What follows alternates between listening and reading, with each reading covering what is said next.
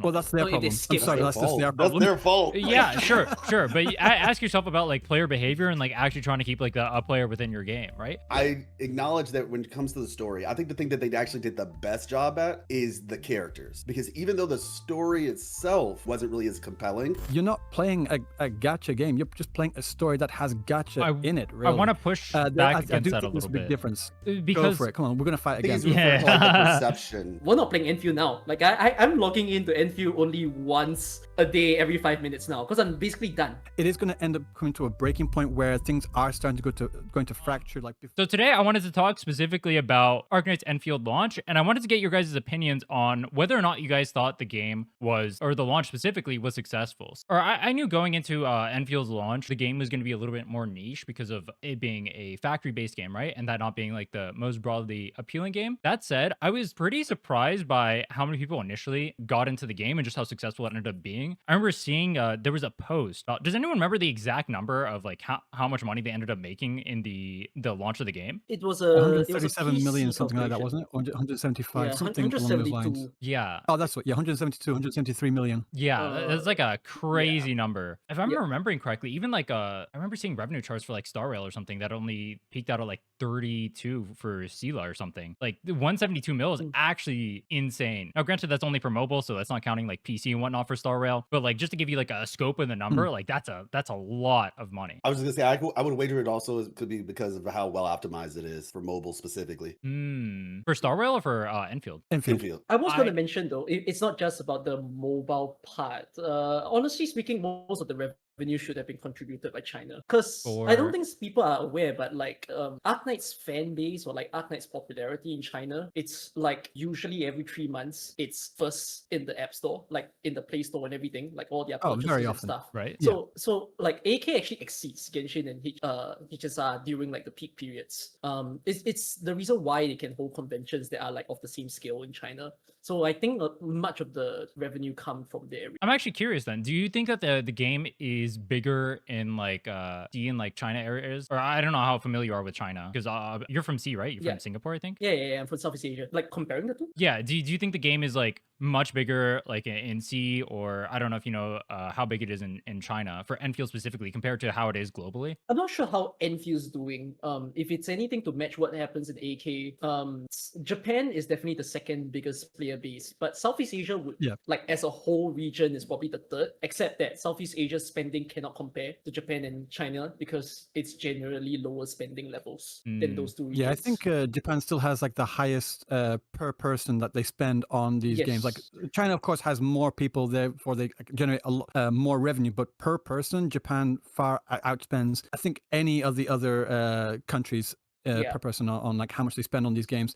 And I was looking at also what the again, this is not like scientific or anything, but just like Google Trends as well to see like what the kind of attention that these kinds of games are getting, and also what I've seen on JP Twitter as well, like what kind of views and likes and ratios and not ratios, quote retweets and such, all sort of thing for posts. Like I just saw for the first few weeks multiple posts just on the speaking about the factory system, the blueprints and all sort of thing, multiple posts hitting like 10,000, 20,000, 30,000 views each just on JP alone. And then I'm looking on the Google Trends as well, and from Google Trends again for Japan specifically, it had a lot of attention on it, which again, I do not like to, this is something I don't like to do, but I just need to put it out into comparison. Like compared to like say Genshin's launch, Genshin had the massive COVID buff, so that's a bit apples to oranges, but it's roughly about say 50 to 60% of Genshin's launch for Arknights Endfield. If you want to compare it to a more recent game, again say Wuthering Waves, from the graph that I'm looking at right here, Wuthering Waves launch, well, Arknights Endfield doubled the amount of attention that Wuthering Waves got in Japan. So I would say just on attention alone, I think Arknights Endfield is getting a lot of attention, and from what I've seen, it's still maintaining that attention quite considerably so. So I think, again, speaking Japan specifically, it's done quite well. Interesting. I was actually looking at that, the Google Trends thing specifically for like global. The global attention it got from what I saw was it actually was under, actually, hold on, let me pull. You can see like the attention it's getting right now, or it peaked around Genshin's like peak traffic in the States over the course of a year, or I should say globally, right? Or no, this is the United States specifically. Yeah. In the United States specifically, it peaked around where Genshin's traffic was. But when we look at where it is now and its current search trends, it's slightly above maybe like double ZZ and Wuwa, but it's under both Star Rail with 4.0 and Genshin Impact currently. Now, these are United States only trends, so I don't know how that is global actually. Actually, maybe I can look that up real quick. I just sent you a couple of screenshots While for he's JP, but sorry, life go. Yep. Well, yeah, I was just saying, while he's looking that up, when we did speak about that graph, one of the things that I was kind of saying is that just because the number might be lower, I would argue in kind of in a similar line to what you were talking about, Ryuku, I would argue that the quality of people is probably, well, not even just probably, quite likely a lot higher. At least from my purview, what I've been seeing like non-stop content from Endfield. Like I've been seeing mad animations, mad people, like it's still being talked about, even from maybe a smaller, not like an incredibly smaller, but even from a smaller amount of people engaging with it. The quality of that traffic feels a bit higher than Wuthering Waves' traffic did day one or month one, essentially. I mean, I think we all, as an OG for Wuthering Waves, and I know Ryuku knows what I'm talking about. The first Rough. week was reactions. Yeah, the first week was reactions, and then after that first week, there was a lot of drama, to say it lightly, about like certain. Now there were issues. Don't get me wrong, there were issues, and people talked about those issues, but obviously they're kind of blown out of proportion. Because like I would say Enfield, I'm sure we'll get to this at some point in the conversation. Enfield's biggest issue was the PayPal thing, which seemingly was fixed pretty soon. I felt like people talked about that for maybe like 2 days, and then the gacha, which has been kind of an ever-present conversation, but that's also kind of a, in my personal opinion, a conversation born of ignorance. Whereas with Wuthering Waves, it was like, oh, Gion's weapon. And then from Gion's weapon, it was, oh, optimization. And it was like, oh, but we're getting freebies and all these other things. So I definitely think that the outside of like, obviously every game's going to have something going on. I think that the quality of conversation feels higher this time around, at least from my perspective, as opposed to, like I said, when Wuthering Waves launched. Enjoy the game, obviously, but, you know, call a spade a spade. I think that's because of the pre-existing fan base for the original Arknights compared to like Wuthering Waves. It did have a fan base in Kuro Games for PGR, but the fan base for PGR is a lot smaller compared to the fan base for Arknights Endfield, which is, I'm sorry, it just is objectively true that Arknights has a much larger fan base around. So when it comes to Arknights Endfield, there is that pre-existing fan base that is already like really heavily interested. They're heavily invested into like the lore and the world of Arknights Endfield. So I think that's also why it has that particular boost where people, even though Arknights did have a few stumbling blocks, again, you mentioned the PayPal issue, but I think they were addressed quite quickly. So that's why people didn't really focus on it too much. And that combined with that pre-existing fan base, I think it really helped provoke a lot of conversation, like a lot of positive and helpful conversation in the community as well, at least from what I've seen. But again, I'm not really heavily in the Arknights community, as I mentioned earlier. Maybe Kuku would know more about that. Oh, no, but about the PayPal situation, did you all know how they ended up rectifying it? Like, you all heard about what the solution was? Didn't they refund the people who were affected? Yeah. So I have viewers who spent their money on PayPal on the day itself, and there were people who were affected like in the thousands or hundreds. And I caught up with them thereafter, and they apparently all kind of collectively mentioned that they didn't just get refunded the amount that they spent. So like, for example, if they paid $1,000, they were refunded the full 1,000. They kept all their spending gems. So like all the currency that they kept had everything were with them. So I don't think people... So it was basically free enough. currency. Like, correct. So like, I don't know like how the other CCs decided to present the situation. I know some of them have kind of talked about it in pretty bad faith, but like it actually, in a sense, Hyperglyph just gave everyone free pools for everyone affected in the PayPal situation, which I think that's just crazy. A lot of free pools. Like, to think that and like there are people affected in the thousands, so that's hell. Like, you know, the save for the year perhaps if they're not pulling for next pot stuff. And so like I think it's crazy to think that we saved the 172 million revenue, but to think that it might be also lesser because one, people were affected by the PayPal situation, and two, PayPal was literally closed for like the first 2 weeks, I think. At the very least, they rectified it in a way that I thought was so like wow, I did not expect them to do it that way. I would have expected them to at least take back the pools and ask people to spend again. I kind of wish I spent money on PayPal now because I that'd be know, I was good gonna for say, the you see it year. here. Look, damn it! I should have swiped. But I was just thinking, like, I can't think of a better way that they could have really addressed it, because like within the first few hours, they'd always like, oh, we've noticed this is happening. Like within the first like 2 or 3 hours, like, okay, just stopping PayPal, so it's not possible. Then they refunded everyone. Well, most people within the first like few hours after that, like within 8 hours after being like falsely charged, and then on top of what you just said there, of like just saying, okay, here's all your money, just keep everything as well. So it's like, Yep. if it was a case of where they didn't know who was affected, then they would have had to give pulls out for everyone. But in this case, they know exactly who was affected. So I saw some people saying like, "Oh, where's our free temple?" Like, dude, you weren't affected. Shut the fuck up. Yeah. Jesus Christ.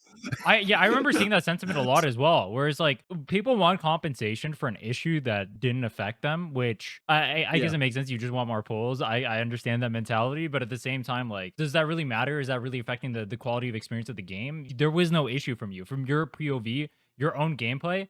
Literally nothing happened. You didn't spend a cent, right? What do you need compensation for? I saw people complaining about that. Yeah, it's always the free-to-plays that become very loud about it. Also, I've just been informed PayPal is still disabled right now. Yeah, someone said that in my still chat as well. Okay. Yeah. I want to like add something real quick though from the prior part of the conversation. I was gonna say that with Arknights, because Ryuuku, you were basically saying, they had the Arknights players as opposed to the PGR players being smaller. But I think the other aspect that played a big role in this, and I've talked to some content creators in the space about this, basically the namesake argument, because they chose to go with Arknights. Kuro did not say PGR Wuthering. Yeah, PGR the Wuthering. Or PGR Punishing the Waves. That's Punishing what they waves. were That called. sounds that's cool. I okay. like that. Punishing waves. That's a Yes. cool. Okay, rebrand. Punishing waves. I love it. Let's just rebrand everything. We're good. But yeah, like exactly, like that. Honestly, yeah, punishing waves. Something. That's good. But yeah, they didn't choose. They chose not to do that, right? They chose to basically make essentially an entirely different property that has no direct connection. Obviously, there's loose connections. Obviously, the main character Yang and the space lady at the very beginning looks very similar to the main character from PGR. What have you, Lucia. But point being, because they chose the name Arknights, that automatically attracted the OG Arknights players in more ways, I would say, than if they just decide to name it something different. So that also helped with just the overall tension and the type of traffic that it was getting as of right now, in these first weeks and such. Do you think, given, and this is a general question to everyone before we talk about like the positives and the negatives about the game, would you guys consider the Arknights Endfield launch successful? Yeah, you just forget that. What about you, Ryuuku? I don't. How do you answer that? I wonder. Ryuuku first. Well, it's just a case of like, do I think Arknights Enfield's launch was successful? Like, yes or no question. I would say yes from what I've seen so far. I mean, things can change in the next couple of months or something. Like maybe something broken can happen and then it'll just tank. But like at this current standpoint, I think it's doing pretty well. Like it still has a lot of people interested. It still has a lot of interest online from what I can tell. I mean, again, we don't have access to the back end numbers, but like from what I'm seeing, it seems like a lot of people are really like having fun and enjoying it. I've seen so many people say like, I've lost hours to this game. I only meant to play my dailies. Where's half the day gone? That I've seen a lot of that. So at the current moment, I think it's done pretty well. Again, we'll just have to see going forward. What about you, Kuki? I think same as what Ryuuku said. The business standpoint of like the amount of money that they earned from just the game. Also, minding that 172 million was 2 weeks. I think a lot of statistics were compared to like the 1 month data of the other games because they started in the early part. So if you just multiply that by 1.5, that might be the whole month range. That's quite crazy. And I think the optimization part, it's one of the smoothest 1.0 launch I've experienced for sure. in like all the other games. Like for the amount of things you need to do at the same time, where you're running through the entire world, exploring, building the base and combat and whatnot, everything is working fine on all platforms, console, PC, mobile. That's crazy to see that being achieved, and like there is barely any major bugs. But there's a little part of me that says when it comes to being the succession of the Arknights brand, I don't know if they succeeded as that. Like as an Arknights fan, there's a little part of me that says, ooh, I don't think this 1.0 patch was a very good showcase of what it means to be Arknights. Wait, I'm So curious. that's the part where Why do you say, or what makes you say that? I think there's a lot of I have not really produced my review of Enfield yet. I was planning to do it like 3 days from now because that would be like, you know, the 1 month anniversary of the game. I think when you ask AK players what they're so proud of in AK, they will say things like how, one, it's very free to play friendly.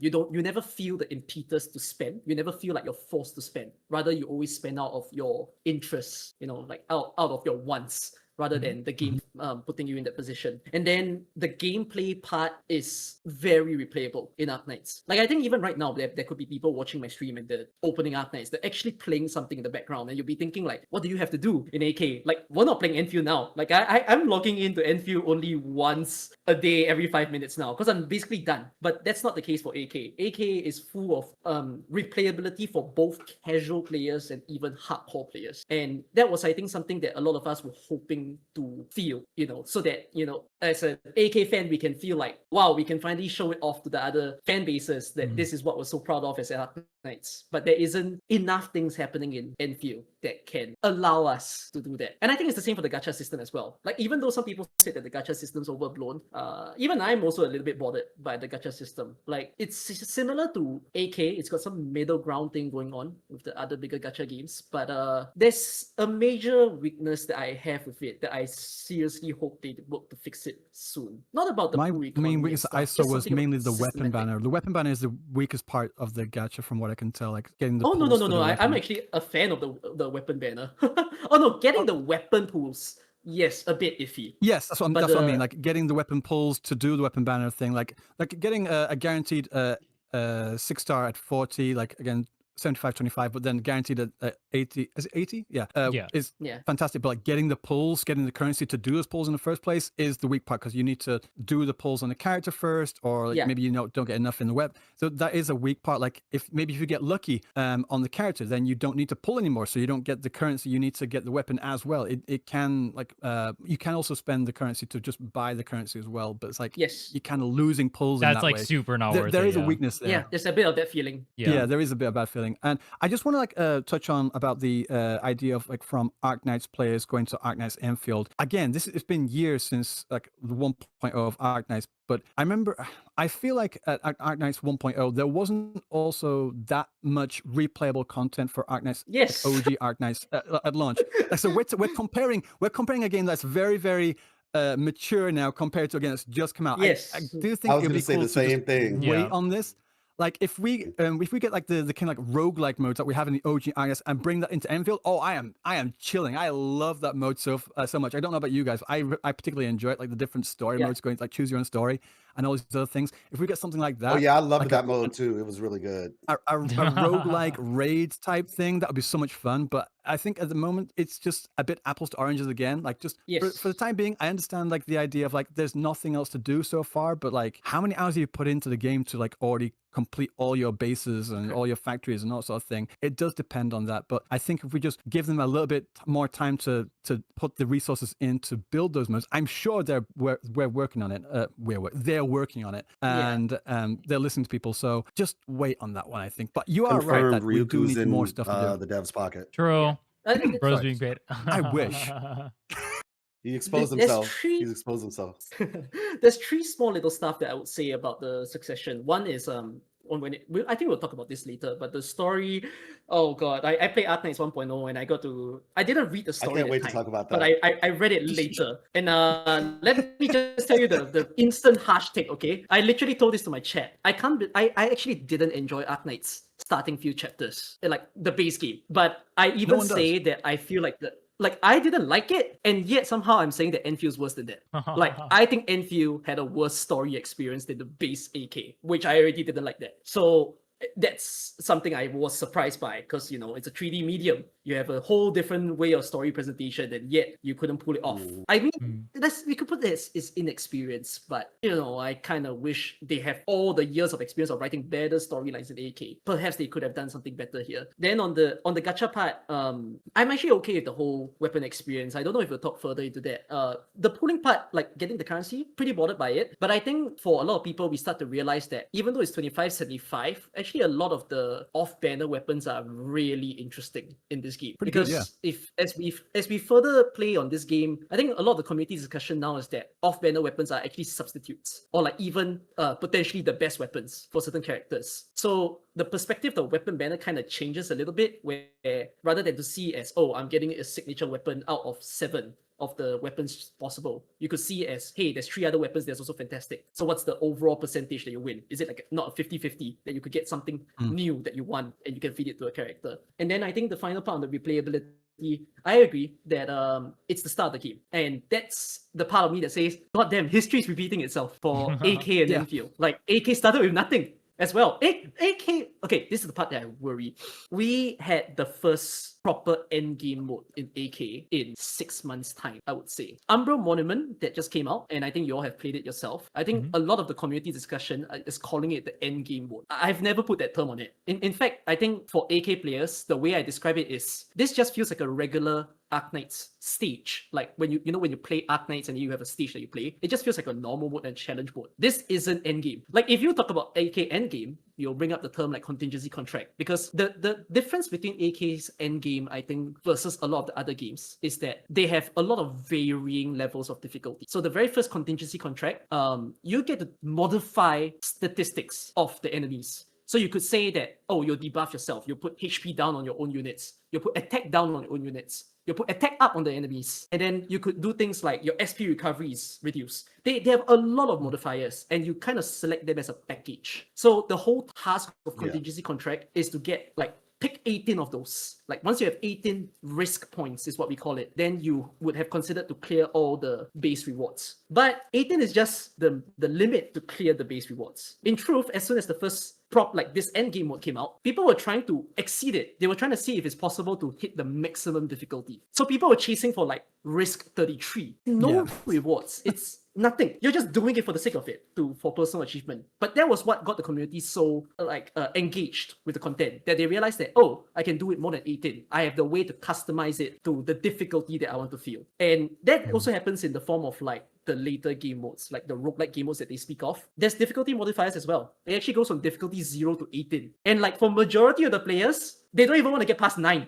Like 9 already doesn't feel very casual for a lot of players. And like, if they want to push themselves, they will be trying quite a bit. So I think the reason why we don't have that feeling of replayability is perhaps because we don't have enough enemy variety in Enfield. Because when AK first started, there was only just a set of enemies as well, like 30 enemies or 40 enemies. Then later on, as time progresses, we get even more enemies being added. And I think that allowed them to be creative with the type of replayable modes that they introduced. So I think that's a problem that Enfield is facing right now. They don't have that. And how much time will it take before they can show off that creativity? I don't know that my 3 little pointers. I don't know if I'd call the enemy variety the issue.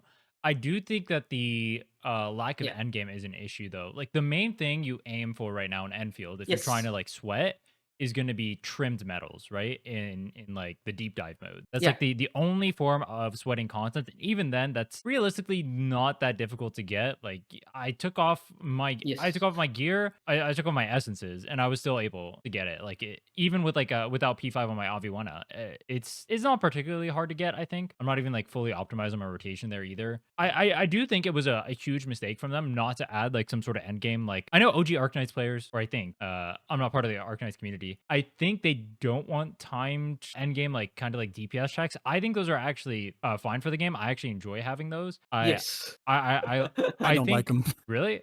We can actually, no, that's a conversation for another day. But Enfield, I think with nothing to do in the endgame modes right now, with you not being able to like change up your factory to maximize for like some sort of like other gains, or there being like, I also think that was a mistake, by the way, not being able to like change up your factory or having like some sort of thing that makes you want to interact with your factory more once you're end game. Like maybe you get more stock credits if you end up making like certain goods for like a certain amount of time, right? So it encourages you to like actually do different that's stuff. what I was wondering too. I want to push back on one thing. All right. About like just the idea, like the difference between endgame and replayable content. I do think there's a big difference between endgame and replayable content. For me, I don't think the lack of endgame is an issue. The lack of replayable content is the issue. Like, we're saying Yes, about that's my individual issue. Arknights. Arknights has that rogue mode, and it's not really endgame. It's just something you can do over and over and have fun doing it. That's just replayable content. It's not really endgame because it's just a reset from like level 1 each time you do it. So it's not endgame. It tests your ability as What is as a Endgame then? Endgame is Endgame- when you do Well, when you have like the risk things where you like increase the buffs and debuffs and all sort of thing. You got to like do these really difficult things. It's a lot more different to what than just replayable content. If we I wanted think to, you Sorry. finish first? I was going to say, like, if I was going to give like a for life here an example of like Wuthering Waves difference between endgame and replayable content. The endgame would be something like Tower of Adversity, whereas the replayable content could be something more like Elusive Realm, where Elusive Realm you can go in there level 1 like original. You just started the game, go into Elusive Realm, you can try some trial characters and play that, and you can play it over and over and over again. Have fun with that if you want. Yeah. Endgame would be the Tower of Adversity, where you have to build up your characters and build up the strengths, and then you test your abilities as a player with your characters and your skills of controlling them. That's the difference between replayable content and endgame. So for me personally, endgame, honestly, I don't really give a fuck. It's replayable content Yeah. that's the big thing for me. I want to push back on that actually, because I think in a lot of these games that the end game mode Me and is Rhyuuku are gonna fight. Yeah, we are. I'm gonna box you, bro. Don't worry. I'm coming for you, bro. I think You're gonna count I'm these with hands. Rynne on this one. I'm not gonna lie. Yeah, I think Endgame Go for is it. historically in the gachas I've played, I think Endgame is generally like the most interesting form of replayability. So I'll give you an example. When you're playing Zenless Zone Zero, for example, what the modes that you're replaying are going to be Deadly Assault, right? It's going to be aiming for those higher scores, but that's the end game mode that you're going for. But you're going to be trying out different teams. You're going to try out different buffs inside of there. I understand replayability and I understand things like simulated universe being necessary for the game, but I also think that end game, the challenge that comes with it, being able to master your team comps, understanding how to actually play those team comps properly, learn how to do your DPS rotations. I think that's at least from what I've seen throughout gachas currently in Tower Adversity or DPM or Stygian Onslaught or Spiral Abyss and whatnot, that seems to be the most consistent replayable content. I think for a lot of the other gacha games, or at least when I've experienced them, the trouble I've had with their end game is it's always felt like it's a necessity to get the bestest of the units. Because if you don't have those units that were catered for that season's worth of conditions, you always feel like you're very behind. But in the case of like the way they designed the end game in AK, as I've mentioned, you do not need to hit the maximum, right? I think one of the troubles I had with like MOC, for example, when it was in HSR, they bound all the pools, currencies into the endgame part. If you notice, like in Endfield, they didn't do that. Like agony mode is a choice. Then all the rewards are only placed in the normal, and you don't even have to complete agony mode. Like one of the mission conditions were just attempt it 3 times, and you don't have to clear it. I feel that it's nice that they've done that. I think we do need an endgame mode that allows us to test the bestest of builds, because unfortunately there's a lot of varying type of players. We have casual players who still haven't been into Wuling by now. Like, right? I know it sounds surprising to That's people, true. but there are people who still That's in Valley 4, and we're 1 month in. But we also have players who's already completed everything, and then they are always complaining they ran out of T credits, they've only got 1 team, they've only got 2 level 90s, and they're like, where do I put this level 90 into? I find that the problem is there isn't, like, unlike AK, where players can be behind on builds and people who spend money can be way forward, there isn't the opportunity for them to play at their level. That's what the first endgame mode or contingency contract did very well, since your difficulty can be modified. So it allowed the players who had weaker teams to play against those endgame modes, not by the state of DPS check, but rather by the state of understanding the mechanics, understanding the design that was happening in that stage. Then the DPS check stuff are left for the people with the better built units. That, okay, now you're past all the mission tier. Now how do you deal with the hardest possible thing that we could do? Wait, you also, don't play one amazing thing. You don't play Genshin, do you? I played it and then I was out. Okay, Yeah. okay, never mind then. Do you want to bring up something? I was going to ask your Okay. thoughts on Stygian then, but just continue. Oh, that's a new one. I just want to clarify Yeah. as well. Sorry, I just want to clarify that I don't think that there shouldn't be a game. There absolutely should be a end game. I'm just saying, like, in terms of priority, I think replayable content should be like a higher priority for them to put into the game first, and then end game can be later. So I think they do need end game eventually. I'm just saying for now, replayable content is the bigger issue. But I do agree that end game is necessary in games like this eventually. So I just want to like Also, clarify that part as well. yeah. Yeah. Also, what's very fascinating in terms of how AK's endgame becomes replayable is because, as I've mentioned, there's a maximum difficulty. In a lot of the past seasons, the maximum difficulty was never reached. So people actually always fell behind anywhere from 5 to 3 levels below. So the entire time, like, because the Chinese community, so unfortunately, our schedule's behind the Chinese community. It was 6 months behind in the global space. But the Chinese community is always racing the moment this drops. So every single day, it's dedicated players and content creators just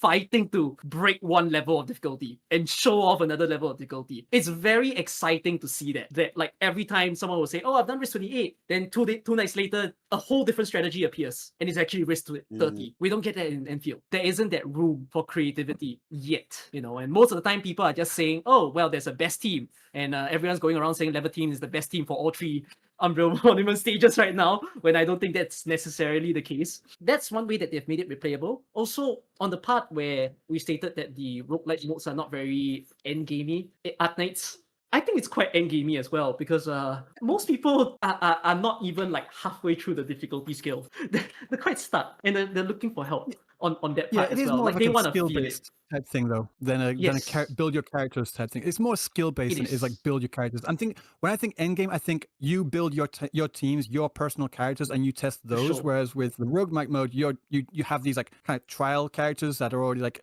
at a certain level, and you have to test your skills as the doctor, as an operator, controller, manager to do that. So it is in game in that sense. I'm just thinking like purely on the sense of building characters and using those characters you build specifically. That's my difference. But like I do see what you're saying. Like, I see your point entirely. Yeah. I was just gonna say, first of all, historically, I always thought of Endgame as just like what you play after the main portion of the game, whether it's like you do the story, you do whatever. And so replayable content and competitive replayable content, that's just umbrella term Endgame. That's how I thought about it, but whatever. In terms of the actual launch, the first, how I view it, I mirror what Kukkikaze said with like just this extremely optimized game. The community, from what I've seen, has been very active. And this is just my personal opinion about communities in general. I think it is up to the developers to cultivate their communities. And when that doesn't happen, things don't go as well, because when you just leave it in the hands of, just being honest, like content creators and things like that, I think that's actually not the best thing, because oftentimes when that happens, like that's usually where it becomes a little bit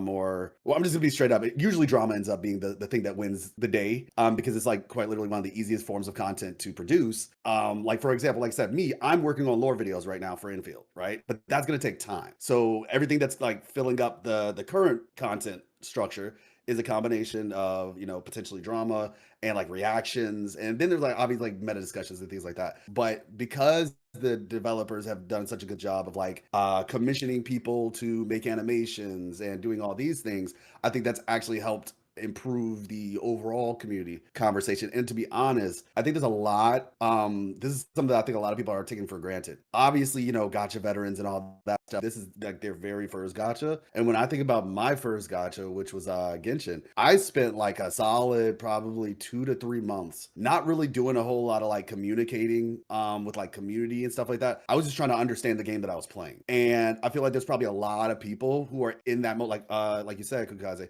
there's some people who are still in Wuling right now. I mean, not even in Wuling right now. They're still in Valley 4 because they're also this too. Probably playing the game normally. I know a lot of people, like the more, I guess, hardcore or combat oriented people, are like skipping through a lot of the story essentially, just because, so they can, whether, get currency, what have you, so they can like build their units as possible to do the non-existent in-game modes. Point being, I think a lot of people who are kind of taking their time, because even like for myself, mind you, I've been doing like a lot of stuff for content and all that. Even though I did finish the story, I still have so much stuff that I still had to do in Valley 4. Like I guarantee you, like I'm still seeing people saying like, yeah, I just finished the Aubrey Mines quest, right? The quarry. Yeah, exactly. So I think that also it will, even just from a community standpoint, because I think that's what I'm probably focused on a lot, is like story and community right now. And I feel like a lot of the community members are probably going to come out toward like, the end of this patch, possibly somewhere in between now and the middle of next patch, because at that point they'll actually have a better idea of what they're playing, and they'll be maybe maybe more interested in learning more about the community, because right now there's a lot of content in this game. Like I know some people are finished, but I do genuinely wonder if those people actually are the people who read through the story and hit like, kind of, or did they just, like I said, kind of rush through it so they could get all their stuff? Because if you are the people who are reading through and, also learning the factory, that's another thing too. So I think there's a lot of people who are still playing just the game casually and enjoying it. But as a result of that, they're probably not even engaging as much with the community. So like I said, we'll probably see that going forward. To go to the story, I believe this story, and to be honest, I've never seen a good 1.0 story in a gacha. Okay, Star Rail unironically was probably the best one. Not gonna lie, Yeah. Star Rail probably had the best. It was. Yeah, The best 1.0 one. in Star Wars good. Yeah, not to say anything. We're not doing that, Ryuuku. We're not doing that. I didn't say We're anything. not What, talking about. I didn't say. Bye. Ryuuku has this. Ryuuku, me and Ryuuku have thoughts about Star Rail. That's all. That's all I'm gonna say. I haven't We said have a single thoughts word about Star Rail. Yes, but anyway, I actually re-downloaded it last night, hoping. What are you, a masochist? Yeah, I knew he was gonna say. I was like, he's gonna be like, "That's a fool's errand. Why are you doing that?" It's Sparksy. I'm not gonna lie, it's Sparksy. And Yao Guang or whatever her name is, she looks really pretty too. But anyway, there's very few times where I've seen like a good. But I think the important part to edge is that Star Rail is not really like an open world game, and and that's important because even though technically Enfield's not open world, there are elements to it that obviously it's like pseudo open world. And because of Star Rail's simplicity, there was a lot less that they had to like teach people off rip. On top of that, the other aspect of things is Star Rail, just being honest, when it comes to world building and things like that, they put a lot of world building in the books and not in the forefront. And so as opposed to Endfield or even Wuthering Waves, for example, these games in Genshin as well, like they usually put the world building a little bit further toward the forefront, as opposed to just dumping it all in books. And because it was in books for Star Rail, they were able to just present a story to get people attached to. But at the same time, as a result of that, I'm gonna be honest, I feel like majority of the Star Rail players have no idea what's going on in that game. Like in terms of like the direction of the story, like depth wise, as opposed to if you're a Genshin player, you're pretty locked in and queued in. If you're a Wuthering Waves player, people are starting to get to that point. But even if you wanted to be to that point or further queued in, you could be with Wuthering Waves. And so the point being is that I think open world games, especially those that are like more focused on showing their narrative and presenting their narrative, just the story, but the deeper parts, those are the ones that usually have this issue. And like I said, with Wuthering Waves, they have the same issue where it's like the first chapter feels like very exposition dumpy because they're trying to build towards something. So like I said, for Enfield, I'm just gonna be straight up because I think we all can agree to this. I was talking to content creators about this since like day one, and I was like, the tutorials obviously are overbearing. I will be honest though, I think for people who had no idea about, like, people who did not understand the factory, even like myself when I played the beta for the first time, I did appreciate them. Even though I can acknowledge they're overbearing, I appreciated them because I had no idea what I was doing. Now, you could say they could have still explained it in less words, 100% they could have. And I've actually asked this question, I like put up a poll, I was like, okay, I understand that the tutorials are a lot, but low key, because like everybody's like bashing on them, and then there's like that silent group of people who are just like, what if I said I liked them because it helped me because it was confusing? But they don't want to say anything because everybody else, they don't want to look stupid. Well, I will be the person to speak for them and say, yes, I actually did appreciate the depth of the tutorials. I can still acknowledge there was a lot. I do. And it broke the pacing of the story as well, which I think is the big issue for a lot of people, where it's just like, oh, what did you think of the story? Like, there were so many people, like, people come to me for story. They're like, bro, nah, like you said. And I'm like, trust me, just get to Wuling. Just get to Wuling. Things change. And then they come back to me and they're like, okay, actually, it did change. So, like, that's kind of like that barrier. But what I will say they did, and like I said, this kind of be my ending point on it. What I think they did really well, and I actually made a video. I probably should have titled this video differently. It was like before you quit Endfield. I acknowledge that when it comes to the story, I think the thing that they actually did the best job at is the character, because even though the story itself might not have been like the beginning story wasn't really as compelling, I do personally think the characters were still compelling. I think Chin is a very compelling character. I think Perlica is a compelling character. Dapan is a compelling character. Like the characters that they presented, obviously Tong Tong, Mifu, Zhang Fangyi, hopefully I said her name right.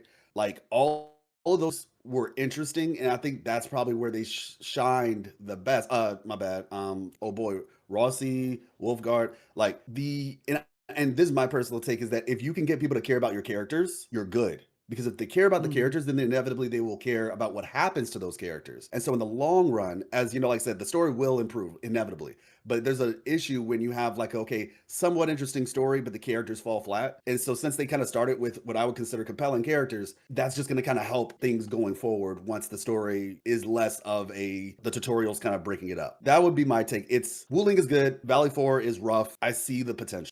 I have a little part on this because I was wondering if Wuling's story was great because it was written better than Valley 4, or was it something about the behavior of how you're playing? Because as we mentioned, the part of Valley 4 is so overbearing with the tutorials. What they literally did was every concept that needed to be taught needed to be tied to story one way or another. So if you're going to do a certain combat action, they're going to tell you beforehand you're doing it, and they still reward you by saying, wow, you did it, like after you've done a certain mechanic in the combat. And they've done that with the base as well.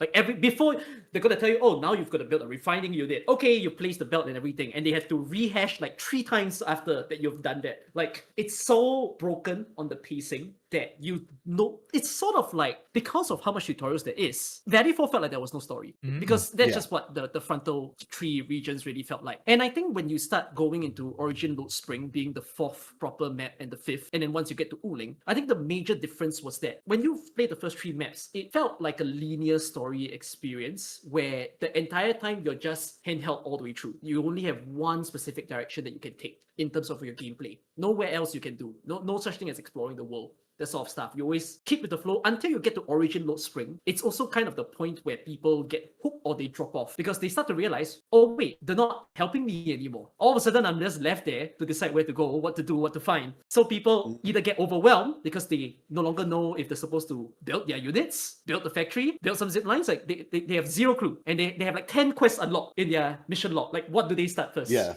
And then for other people, it becomes a sense of enjoyment because all of a sudden it feels free for all. Like, you can do anything you want. Everything is out there for you to discover. Lore bits, hidden quests, hidden story bits that you can find, and you can finally learn about combat and factory. Well, I might say that Wuling was written better than Valley 4, but I also feel like, is it just greatly enhanced just because of how broken the frontal part felt? No, I think that is what it is. Like, I don't think the writing or the problem with the Valley 4 story, I don't think the problem was with the story. You hit it on the nail on the head there. Like, it's not the story, it's the pacing, because the tutorials getting there just break the pacing and make it just crawl to a snail's pace, and it makes it feel a lot more longer, a lot more drawn out, and a lot more tiring compared to like and this is how I would solve that, because Life also touched on this as well. Like, some people do appreciate having the tutorials, and I would argue that they should have those tutorials in the game as well, because they can't just assume that the people that are going to be playing this game already know how to navigate through this kind of game in the first place. They have to make this game with the assumption that the players that are going to come to this don't know a single thing. So they have to put that in there. But what they should have done is also account for those that do also know. Like, they could also, a lot of games have this where you say, oh, do you want to like run through like what you need, or just want to say, no, I just skip it, I don't know what's going on, and then you just skip all that way. They could have like solved it for both players. Like, if they chose that option, skip it, just get through and just continue on with the story as is. But the ones that do want the tutorials, they've got it there as well. That's how they could have solved that issue, and hopefully they could implement that like retroactively, like as well, a guided mode, update, essentially. Like, do you want to? The problem I have with that though is that I feel like what's going to happen is a lot of players who really do need that guidance are going to end up not going through with it whatsoever, and they're going to be turbo confused. I'll give you an example, because I did that personally. Well, that's their problem. I'm sorry, that's just their problem. That's their fault. Yeah, sure. But ask yourself about like player behavior and like actually trying to keep like a player within your game, right? They're going to end up skipping through everything. They're going to skip through all the tutorials. They're going to say like, I don't need this to hold in my hand, because if you play other gacha games, you really don't need that. Like, if I'm playing Genshin Impact, for example, do I really need to know any of the tutorials for anything in that game, or can I just dive straight into the game and I can experience like 95% of what the game has to offer just because it's pretty easy to get into it? Like, I think Enfield's different in that regard. I agree that it needs tutorials. I don't think that like there should have been a better way to handle it. I think it killed the pacing of the story, but I don't know if putting in a skip button that most players are just going to utilize because they feel frustrated about the fact that they even have to do tutorials in the first place is the solution. But there's I also feel like the go on. yeah, just there's the whole tutorial area. So if you skip it, you can always just go back and Just go learn back, yeah. what you skip. I felt like I the feel one like thing they that's really the one thing they could have done was because the part where perhaps most players have unfamiliarity is the base, the factory. Because most players from HSR, Genshin, and UWA have in some form experienced 3D action combat style. While Enfield does have maybe perhaps some new things that they are unfamiliar with the team building, the combo and stuff. Factory is completely like obscure to literally everyone. So on that part, they really needed to put more focus in teaching. But I kind of wish that, like, to me, by breaking up the experience where they teach factory every step of the way in the first 3 maps, I think it kind of does fall flats for everyone. For the people who's familiar with factory, they get annoyed that they have to see all these things. For the people who's unfamiliar with factory, it also kind of feels overwhelming that they go story into combat, into factory, into combat, into factory. Like, that's the traffic like sequence that they take. It's never like a smooth flow. So I kind of wish that they bunched everything factory related into one specific time window rather than to have split it all up so that people can really engross themselves in. Because if you see from the first way that we played, right, we weren't having the top-down view. We were just building one random building of a refining unit and then into a mining thing. And then afterwards, we start slowly learning about belts. It's only later on that they suddenly tell us, oh, now there's a depot bus. And then you're thinking to yourself, do I have to construct a factory? You know, you kind of wish that maybe they sunk everything into one first so that people who are interested can learn it all in one go rather than to get annoyed like, oh, I came for the factory. I think that's I good. didn't even come for I the actually think combat. that's good. You know, like there are people who's actually playing this game not for the combat. They're so glad that a gacha game is finally hitting the factory simulation genre. You know, and people have never paid a cent. Well, some people can say, well, why don't you just pay $10 or $20 for like a Satisfactory or Factorio? But as I mentioned, some people just have lower spending power. So to them, it's such a nice thing that a game is allowing for that introduction. Like if anything, instead of factory players getting upset that a game has done that, they should be glad that it's converting more people into interested people to play such a genre through this free gacha game. But I do think that they should have enhanced the experience for everybody. I don't think they can retroactively do something though, because it's already so blended. It's far too ingrained difficult at this point. Yeah. So I would it's a also bit too wager late. I would also wager though, spinning power aside, this is the thing, like for me, one of the reasons why I even play like gacha games to begin with, in part, is because I appreciate it's 2 aspects. It's the fact that this genre has the capacity to create communities more so than most because of the live service aspect of it, and the fact that it's like a living world. So like even like spinning power aside, some people want to be a part of a community. Like when they're enjoying a game, they want to experience a story that is a living story where it's just like it doesn't just end, you know, after that first playthrough. It's like, oh no, like I have something to look forward to every 6 weeks or what have you. And so I think that's also just a really big thing. And I've talked to so many people. It's like it was either Kukkikaze or Rhinne or some combination. But I was basically just saying like the amount of Genshin players that are playing this game, I think people are vastly underestimating because this is right up their alley. So I kind of use my wife as a case study, right? She played Genshin for a bit. She got burnt out of it, but that's a whole different thing. She is like a Stardew Valley, Sims, right? Like these type of, cozy games and things of that nature. Because that was one of my issues with Genshin Day, like early on. I was like, okay, you guys have all this really cool stuff, but nothing to do with it. Like, like where's the Stygian Onslaught? Where's the what have you? But then I started, you see all these people like going crazy in the teapot and doing all this stuff. And it's just like, and then one day, like something kind of clicked for me. I think it was just because I saw like different content creators, most of them women, who were like playing the game, but then I'd also see, they play this, but they also play Sim. Or they play this, but they also play Animal Crossing. And I was just like, oh, it clicked. Because like I said, my wife, she plays those type of games. And so the amount of people who this game attracts, who, like you said, aren't necessarily here for the combat. Like they like combat in the simple enough that they can appreciate it and enjoy it without having to go too crazy. But they also really appreciate this more casual friendly.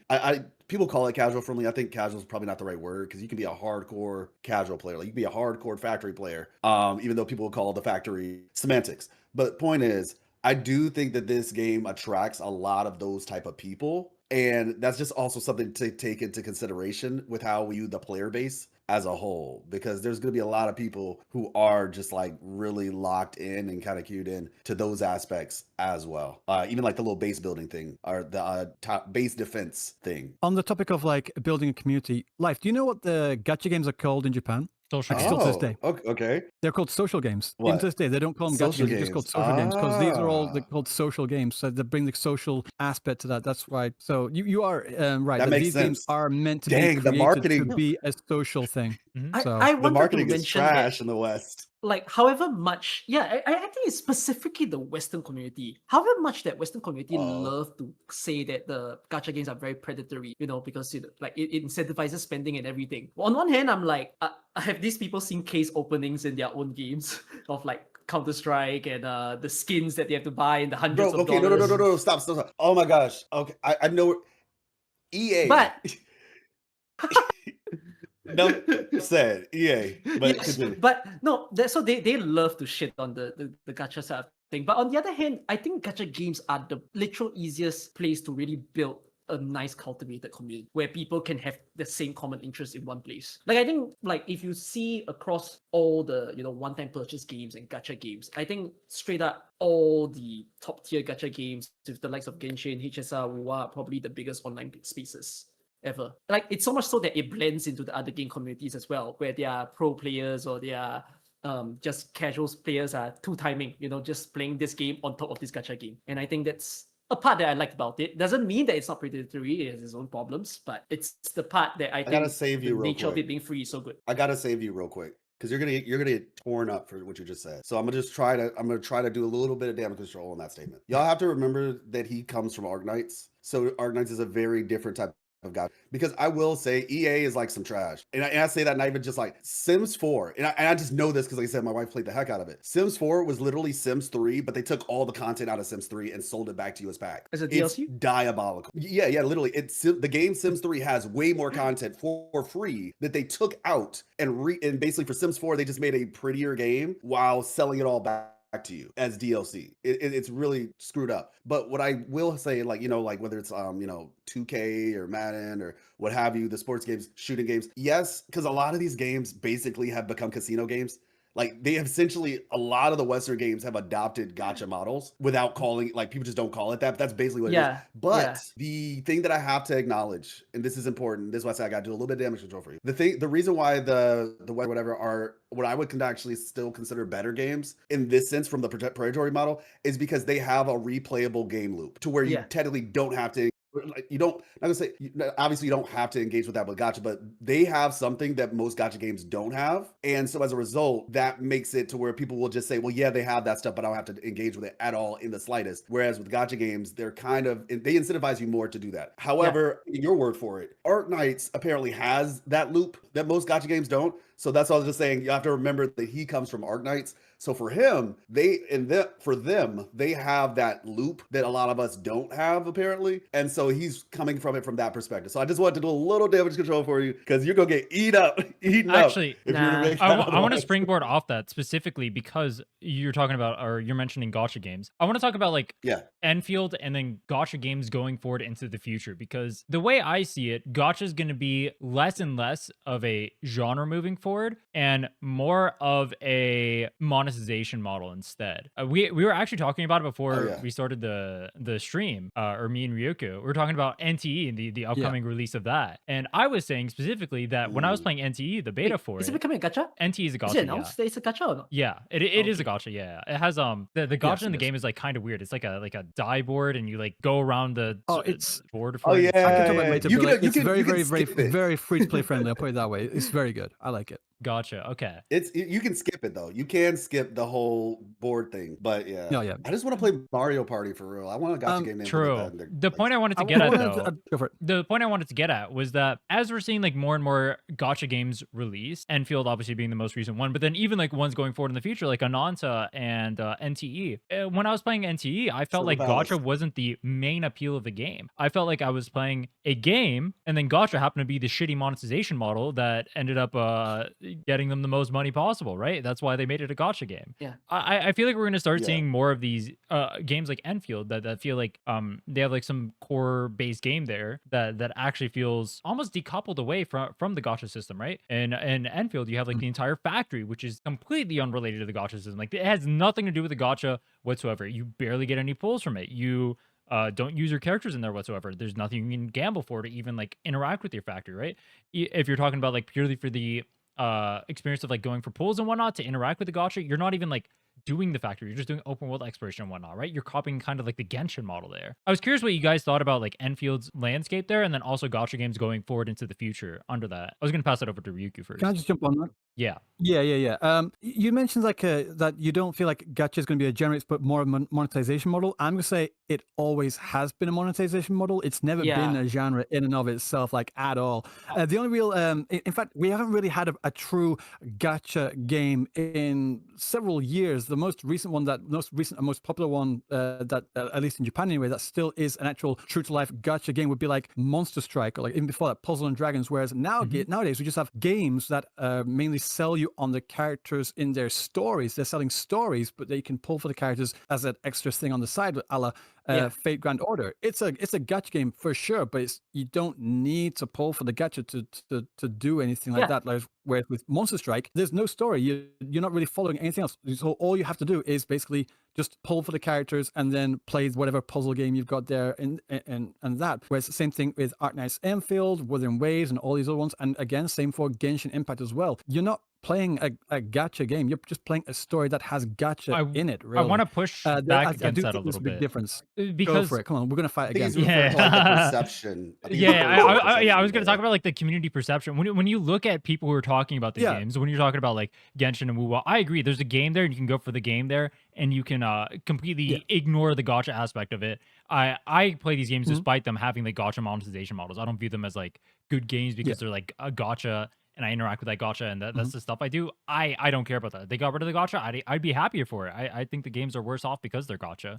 That said, when the community talks about these games, when they talk about Endfield, when they talk about Wuthering Waves, when they talk about Genshin, when they talk about ZZZ, they're talking specifically about the monetization models, and they brand all these games under the same level of gacha. What I'm saying is that we're going to try, or what I think we're going to start seeing is we're going to start seeing games try to move away from that, because I think gacha almost has like a, exactly. I think they are standard. I've seen that very often, like also a lot of the conversations of people actually in the industry as well. I've been reading a lot of like interviews and like articles written by people in the game development industry over here in Japan about what they're saying about the certain things that are happening in these social game landscapes. And I mentioned it to you earlier before we went live on this, that I do feel like it is coming to a point where it's a case of the typical gacha community, like not gacha game, but just gacha community, people that would typically play these kinds of games. It is going to end up coming to a breaking point where things are starting to going to fracture. Like before, the majority of players that were playing these games right now just of course, there were the original gacha players of like Puzzle and Dragons, Monster Strike, Fate Grand Order, etc. But then, let's just be honest, a lot of them did come with Coronavirus and Genshin Impact. Like those players there, they've followed along with Honkai Star Rail, and then also ZZZ, Wuthering Waves, and now also Arknights Endfield. It is going to come to a point, because there are a lot of games coming out this year, as in fact, like as I mentioned, NTE, Ananta, Azure Familia, and as well as many others, Silver Palace, for example. It is going to come to a point where that typical the 7 Deadly Sins game too. Yeah, exactly. There's going to be a lot of people like that typical community of people is going to have to fracture at some point, because people just do not have the time nor money to keep up with all of these. So it is going to come to a point where it is going to become more of a niche thing. Like people are going to be not stuck, but like going to separate themselves into like, okay, I'm just going to stick on this game or these two games compared to playing all of them. It is coming to a breaking point, and I've seen like a lot of games already right now that are trying to lessen the gacha aspect of it, or the stuff that you might typically expect from a gacha game, or like make it a lot more free-to-play friendly. Like I've mentioned before, just mentioned earlier about NTE, it is extremely free-to-play friendly, and I've heard that the same thing is for other games as well. Again, I can't really speak publicly on those, but another point of Duet Night Abyss as well, they completely got rid of their gacha. So yeah, I do think it's coming to a point where the community, it is going to be the bubble's bursting. The bubble is about to burst, in my opinion. A gacha will not not go away. Like the gacha monetization model will not go away, but I do think we can expect the revenue for a lot of these games just to go down across the board when it comes to a certain point, because there's just so many and people will fracture. I have a way to think that it might be now actually, because Right, it's this I think year. people are This year really- for sure. Yeah, I think this year is the bubble burst for gacha games, because like for AK Enfield, so I have friends that come from other games and I've seen people all around as well, and there were people mentioning how like they don't think badly of Enfield. They actually think Enfield is going to be a great game, but they themselves have pretty much said that they don't have the time and space to play it. You know, there's different walks of life, right? When people were in COVID, lots of the people that were playing were like schooling students. They were 19-year-old, 20-year-old, getting through college while online. And now they're out there. They're in the working world. So to have a sudden game that is this heavy pop-up, they don't have the time to, like, to them, it's just better to stick with their HSI and Watering Waves because they've always committed. And it's like sunk cost fallacy, why switch my game now type of situation. So like my close friend who is a very avid AK player, still logs in daily and plays his HSI and ZZ at the same time. He told me he hasn't started Enfield yet. Like he really wants to, but he just cannot. Because to him, it's like, I'm logging into too many things already. There was even another guy that Drop my HSR. PC. Didn't you PC literally broke just pick it recently. up, by the way? So We don't talk about that. We don't talk about that. Live literally re-downloaded my it PC yesterday. If I had to choose, I mean, Oh. like, no, just messing. Guys, I'm playing like 6 or 7 gacha games right now. I have 2 accounts on Wuthering Waves. I play Path to Nowhere, Fate Grand Order, OG Arknights, Arknights Endfield. I'm currently playing NT closed beta test as well. I've got so many, like, and this is like me after me dropping a bunch of them because there's just so many. Like at one point I was playing Genshin, Honkai Star Rail, ZZZ, as well as I was playing some really obscure Japanese ones like Orient Arcadia and some other stuff that I don't think anyone's ever heard of. There's Now just you so all- many. Oh no, unless you're RyuukuSensei. these oldest guys got more energy than I do when it comes to the amount of games they play. But yeah, like really. Now a lot you of just people learn how that to I've met- optimize. Yes. I'm not interested in NT or Nanta, but as an outsider point of view, I sort of worry for their own success because I'm like, do people have the energy to do another one? Ananta will be fine. NTE, I don't know. Ananta has Sony backing them. They will be fine. Like, I don't know if AK Enfield is already the limit at this point. Like, it almost feels like it's hitting it at somehow this year. I think That it people are hit all at just the gonna fall perfect out. time, though. Yes, I I really think feel that way Enfield, too. because nothing's happening right now. Like Wuthering Waves just had like one of their best patches ever, mind you. But in terms of like consensus, because usually the point at which like the big points where you want to avoid are the anniversary patch and the first new region patch. And Enfield avoided that for basically everything. They came out at like a solid month. I wonder if Enfield avoided it or did all the other games respected their decision at the same time. Because they could have all came out at the same time, but they didn't. They could, yeah. Well, I mean, technically, yeah, I guess it depends on when it came out. Because I'm about to say, like, they already had their predetermined thing. Yeah. Enfield just decided when they wanted to launch, but yeah, like I said, I think it came out at the perfect time for people to give the game a shot. Yeah. But I've talked about this like for the past year with like different people actually regarding the current state of not Wuthering Waves of gachas and how I basically said one of two things was going to happen. Either the games would be essentially like, because you can't keep fighting over the same audience. Like, you just can't. No. And so, like, you can, but like, nobody wants to do that. So there's the 2 options. The first option, and maybe the fusion of both, is they end up becoming very free-to-play friendly as a result, because they have to compete basically. However, the way that they compete, and this is what I've noticed Enfield do, and I feel like I've seen this trend with other games too, where what they're going to end up doing, Genshin's done it as well, which is crazy because if Genshin's doing it, that's when you know things are getting crazy. Because, you know, Genshin is like, they still exist in this kind of place of like untouchability in a way. And this is why I always knew like no singular game was going to beat Genshin, but if a whole multitude of games come out, that is what's going to kind of like make a difference. But what they do now is they're basically saying, hey, we will be more free-to-play friendly on the condition that you commit more to our game, basically. And so that's essentially like they give out more rewards, but only to the more dedicated players, essentially. So that's how they kind of keep their relevance and, you know, share percentage wise. The other option, and this is something that I just genuinely think games need to do anyway. And I think there's a considerable audience that are afraid of this, but I think it's not as bad as they think, just depending on how how that is implemented. and that being basically appealing to the West more. Now, I know that's a scary statement, but just listen. You can get up West without losing your identity. It is very much possible. Now, obviously, there's going to be certain people who are just like very against this concept. This is what I consider appealing to the West, just for clarity. More male characters and more of a... Now, technically, there's different ways to actually... Me and Rynne were just talking about this recently. You can have technically less male characters, but give the characters more presence in the story. So even, like I said, even if there's not as many pullable ones, and the whole point is because the Western audiences, when they see this, when they look at the gacha games, they automatically call them waifu bait, and okay, I don't want to do that. Even though, like, obviously, like, there's more to the games than that. That's just the impression they get. But this is why games like Star Rail and Genshin, basically, like, games like Star Rail, games like Genshin, one of the reasons why they're so popular in the West, like, yeah, it had that COVID boost, but it wouldn't have that's just exposure. That doesn't guarantee that people are going to stick. And one of the reasons why I think is because people view those games as just kind of like normal games. They don't view them as quote unquote waifu simulator. Even though, like I said, I'm not saying that other games are that, it's just perception wise. So if they can figure out, like, as more games kind of come out, and like I think End currently is doing a solid job personally, of where like Wolfguard is present in the story. Depan is very present in the story. Now Andre, he's not playable, but just like you don't feel like you're just walking with a cast of, even though you literally walk around with Chen and Perlica, you feel like you're only walking with a cast of women. There are a lot of prominent male characters, whether it be Tong Tong's brother or what have you, throughout the story that do make it feel a little bit more realistic to where you can like put more weight into the story. So I feel like the more games that appeal to the Western audience in those particular type of ways, like I said, you don't have to lose the identity or something like that. These small changes can have big returns. And this is just the case with companies anyway. Like, usually companies are going to try to sell to the most people possible. And I think personally that the gacha sphere is big enough to continuously sell to 24/7, especially as more games come out. So I think being more free-to-play friendly, obviously with the whole, you got to be more consistent with our game, and then appealing to the West, just broader audiences in general, by appearing more, balanced. Sure, there might be some other people who have other ideas, but I think those are two solid ways to tackle this thing. I agree the gender diversity. I just got very taken aback because, like, does the Western audience want that? I never knew that. That's why I was so taken aback. Like, yes.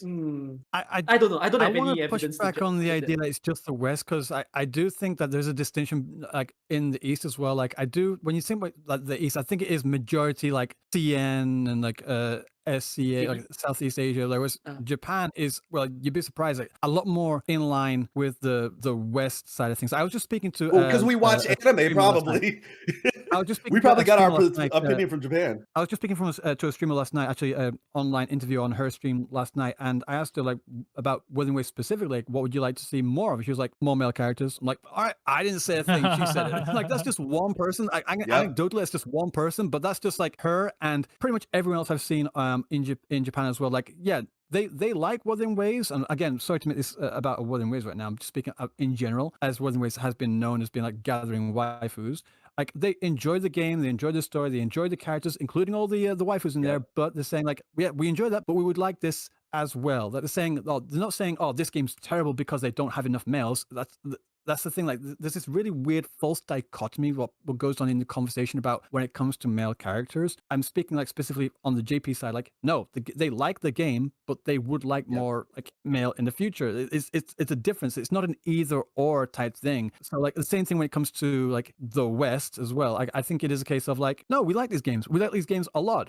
I think it could 100%. be, we could enjoy them a little bit more if there were more male characters, because when it comes to story, it does feel a bit weird when every person you speak and interact with is a woman, or feels like, okay, this is like, it feels weird, like from an immersion standpoint, like do males just not exist in this world? It's like there's one of these things in the back of your mind. They're just, bad like, guys. Out of it a little bit. Yeah, so it's something that does help with the story. And when we were talking about earlier about these games are they live and die by the characters, and the characters are part of the story, and so the characters and story are intertwined. They're integral to like the success of these games. And so if one part is a little bit weak, we just say, can we make that part a little bit stronger? So the weak part is not enough males in some of these games. And sometimes it does depend. Like, some games are complete waifu games, like Nikkei, for example. And the opposite is true too, like with Love and Deep Space. Face and also a lot of other like idol games, like Idolish in Japan as well. Like they're just all male characters, all female characters. But I'm speaking specifically about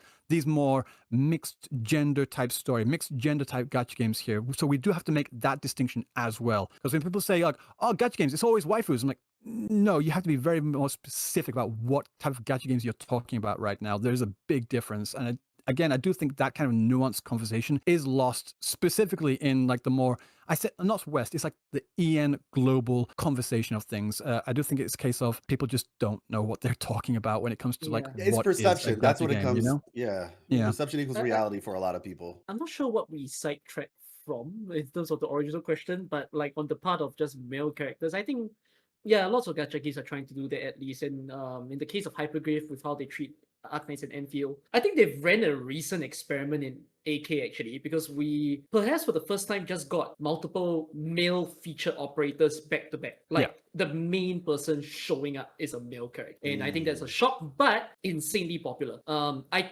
think I didn't check the revenue yet because it was quite recent, but a lot of people were pointing out to me that Silver Ash Outer, because it was one of the first male characters you get, and it's just a new version of himself, was very high in revenue. And it was so much so that I think it played out well for later on. And now we have the brand new original male character. His name is Wang, and he's all over in the fan arts of AK. Like lots of people are looking forward to them, and people are saying that he should be exceeding revenues as well for AK side. Yeah, I think gacha games will work on the diversity part. And like once one gacha game shows that they're doing so well in there, I think it pressures everybody else. Well, then why do we say that's that? Star Rail in Genshin, in my opinion. Well, we say that, but then we look at like the actual cast of like these other gacha games. Like, why wouldn't Wuthering Waves, for example, play more into that? They had characters like Brant and Cho Yuan come out. That I do not know. I assume they didn't perform from my too opinion, well. they're listening to CN way too much because most of their original player base was with PGR, as I mentioned earlier, and PGR is significantly more popular in China compared to any other demographic, from what I understand. I think they're just listening to them a little bit too much,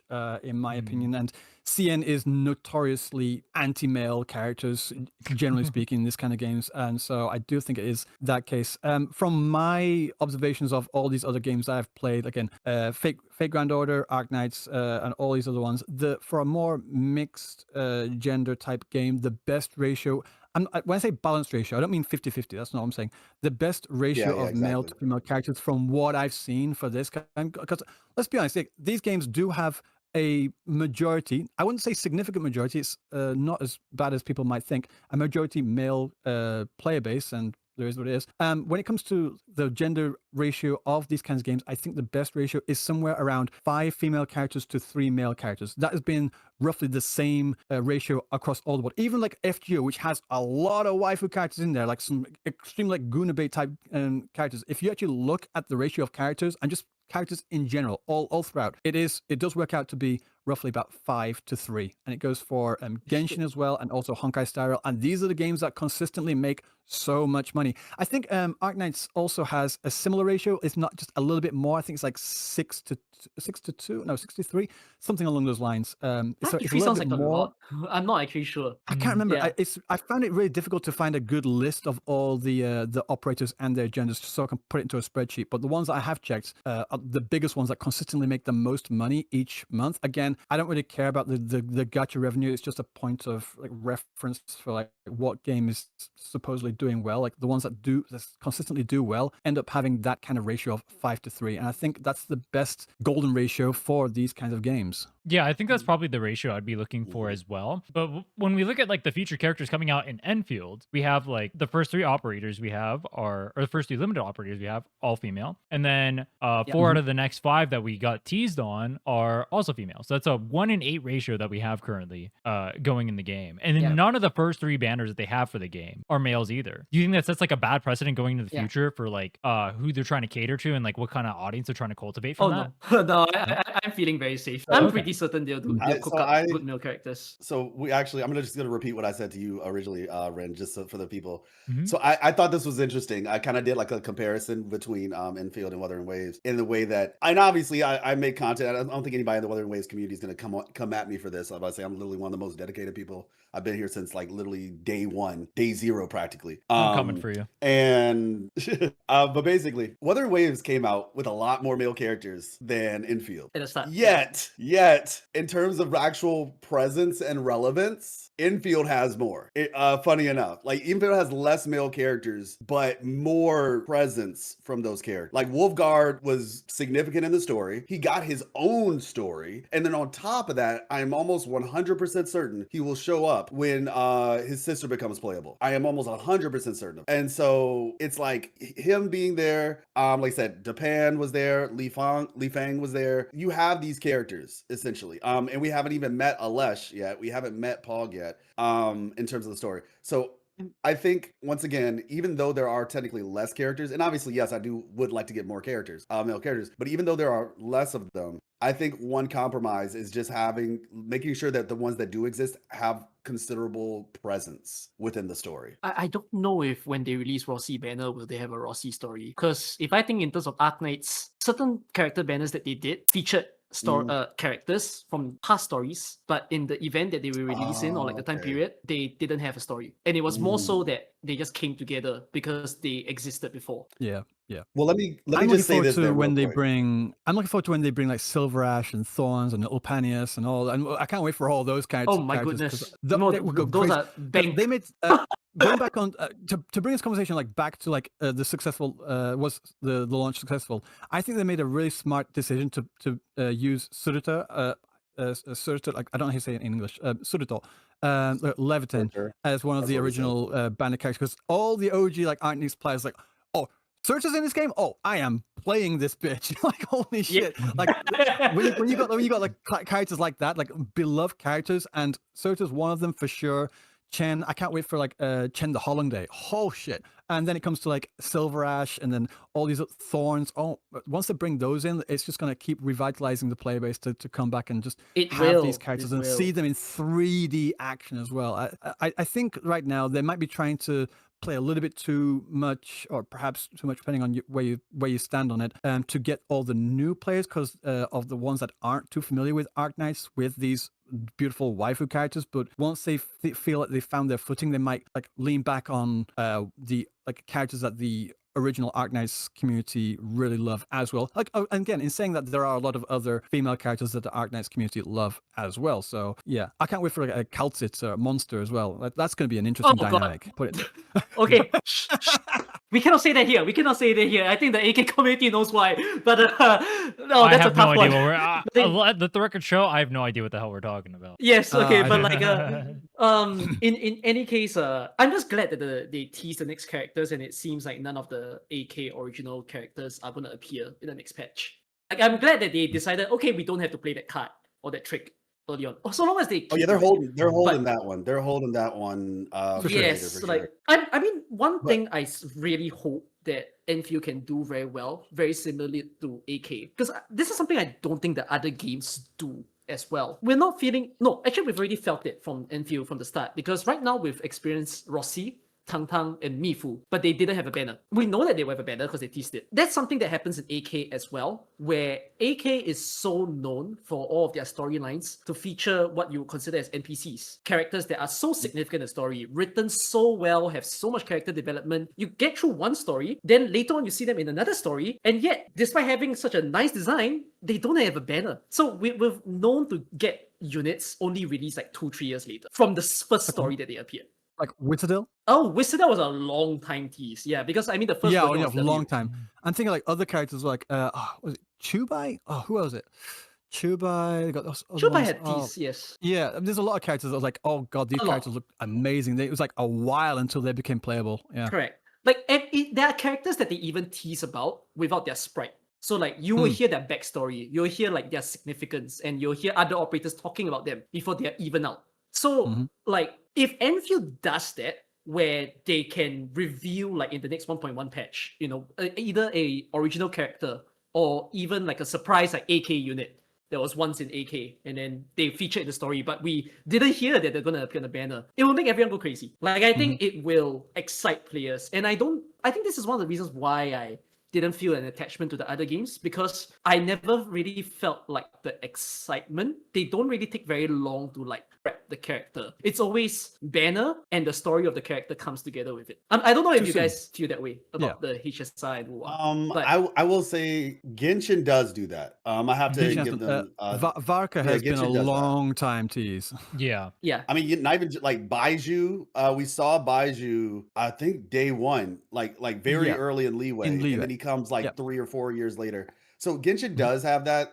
Star Rail, not really. Wuthering Waves, not really. Yeah, I feel like everything is on the spot. It's too soon. Yeah, unless something changes. So, and like, because obviously you never know till you know. Like maybe there's a lot of really nice looking NPCs, but we just like, oh man, make them playable, and there's no idea, but you never know till you know. Type deal. Yeah, but I think that was one of the reasons that made AK community building so possible on a story standpoint, because it makes people very excited about a character, and I think that's one of the tools that Endfield really needs to use in the next few patches to keep character developing, and that way it builds up people's interest. Like, you already hear people talking about them saving their pools for Tang Tang or Fang Yi. Like, there's legit people not pulling anymore because they just want that character now. And that to me is the whole idea where we say sell a good story to sell the characters. You know, like, I think that's a gacha model that is being used. I don't disrespect it. To me, like, hey, if you make people like the character, you did a good job. Whether they pull and spend the money is just the other problem of itself. Wolfguard will be coming back though, just for clarity. Even if Rossi doesn't have a story, for anybody who's actually finished Wolfguard's story, you already know at the end of Wolfguard's story, there's a tease that he will be back. Yes. And then the other thing, kind of what you're talking about, I feel like Ardisher is a good example of like a character like that. Like, I mean, ideally, right? But yeah, Ardisher, he's got to be playable at some point. Like, he's got to be. Do they have playable villains in OG Arknights? They have villains that died. That's a good question. Yeah. They have villains that died. So like, I wouldn't be surprised if Ardisher dies. I don't think he would, because of the fan base, but who knows? Wizardel was basically a villain for the longest time, no? Like, she was an antagonist and like hated No. the Doctor for, Wizardel was no, she wasn't she was painted as a negative person, or like someone that perhaps is an enemy. But then later on, you sort of realize that she just chose a different path temporarily away from them. That's what I meant. Yeah. Yeah, and then she became a mercenary. But eventually she was like, okay, you know what? This doctor's some different guy from when I remembered, so I guess I'll work with him for the time being. Yeah, exactly. Yeah. But are there playable villains though? Like, are there? Yeah, I would say yes. Wait, playable villains in Crown Slayer. Oh yes. No, my chat's talking about it. My chat says Virtuosa. Elblana, Mudrock, Crownslayer. Elblana's a playable. Mudrock was not a real Isn't that villain. the name of the item that you get Mudrock to was level never up really your a villain characters to villain, was max? No, so like Mark of when you level your Perseverance. characters to max level. Oh, okay, it looks like a crown. Yeah, Okay, it's called thank you. Perseverance. Yeah. Appreciate it. Okay, I was like, wait.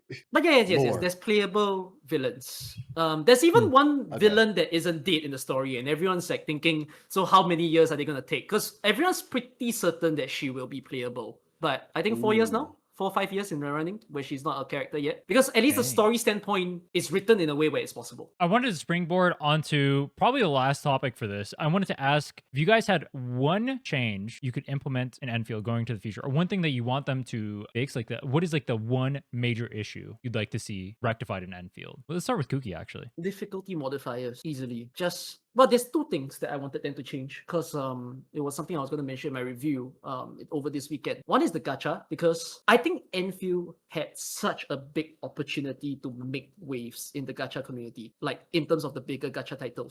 You've never seen a game that is so widespread on Twitter or Facebook and people or Reddit, where people are screenshotting their pools and saying, I got Gilberta while pulling for Levitate. I got Yvonne while pulling for Levitate. You don't see that in the other games. You see people complaining about the 20th TT that they put in Genshin. Like, people tend to talk about how losing 50-50 is not a bad thing in those other games, because hey, if I lose my 50-50, I build it towards the next one. But I think one inherent problem with those games, and why I really despise them, is sure, you have the safety net of like, oh, your next one's a guarantee, but the loss itself never feels good, right? Like, you feel like you gain nothing. You're getting a copy that means nothing because you've already got a max copy of a character. Perhaps you can change it to some currency, but it's also not like that significant. In the case of AK, the reason why a lot of AK players are so so proud and often sharing about Arknights to other people is that the characters are never what we call true limited. Meaning, once they exist in a banner, they exist every other banner in the future. So it makes it so exciting for even players who comes later on in the game, where they perhaps have missed 10 banners in their life. But then imagine there are 10 banners in, and then all of a sudden they say, hold on, I got Levitine. That first unit where people were like, rampaging to pull for. I wasn't playing at the time, but now I got her. There's a bit of that splendid feeling that AK gives to people to share about the fact that they won something when they didn't expect it. I would love, I don't think the whole 120 system of Enfield is like a big problem, or like the whole losing 50-50 continuously. Like, losing 50-50 continuously could be easily solved if they just followed what happened in AK. Because it's the reason why so many people are glued to that game. That, well, at least you don't see the same 5 boring characters all the time. You can actually see a roster of 30 possible people. And like, if you are free to... Now, this is the big part about the free-to-play players. Because, free-to-play players are complaining, oh, not enough cool currency and whatnot. Like, why would I skip banners? But it's exactly because of AK's model that it made free-to-play players so possible to skip. So there's a culture where people don't pull for 3 months. Or even 6 months. Because AK has a guarantee system where during the true limited banner, meaning that character is only available once every year. If you're in the worst case scenario, you need 300 pulls to pull for them. So most of the time, free-to-play players will calculate that, well, they'll skip 6 banners. And that's quite crazy because they'll be skipping 6 characters maybe, 5 or 6. But they're okay because when they're pulling during that 300 pulls, they'll be seeing, well, if they're very lucky, they get everybody on that banner, right? Not the ones they skip. Maybe they got it in fast number of pulls. But if they're unlucky, they went through 200 pulls, there's all the chance that whoever they skipped before miraculously appears for them. And they'll be like, hey, wait, it wasn't that bad that I skipped them. I get to play them now. It's kind of like patience rewarded. Enfield is in a state where it doesn't reward patience for a free-to-play. It doesn't reward patience, and then you get this whole blurriness of like, I guess I need to clock 120 every single banner, right? Like, why would I just sing 60? Why would I just sing 30 to try it? People do that in AK. People can do that for other games because losing 50-50 is fine. But Enfield doesn't do that. Like, if they can help the free-to-play players to feel comfortable to save, that would be amazing. And the sort of proposal I have is that I'm guessing they didn't want to... Well, clearly they tried to do a middle ground. Because why would they put Yvonne and Gilberta in the first banner? And then in the subsequent one as well. Like, no other games does that. I think they're testing the system, they're testing the water, and they want to see whether the monetization would do well. And I'm not going to fault them for that because it's a business after all. If they value the AK side of players, I really hope that like when they do the first rerun of Levitine, for example, then they announce that in the future, every rerun means they're a permanent addition. Like, that would be amazing of a change. And I think it would make waves because, again, like I said, the number of excited both content creators and players experiencing this sensation of the character I didn't expect is here is so nice to see. I would love if we got more of that. That's on Gacha.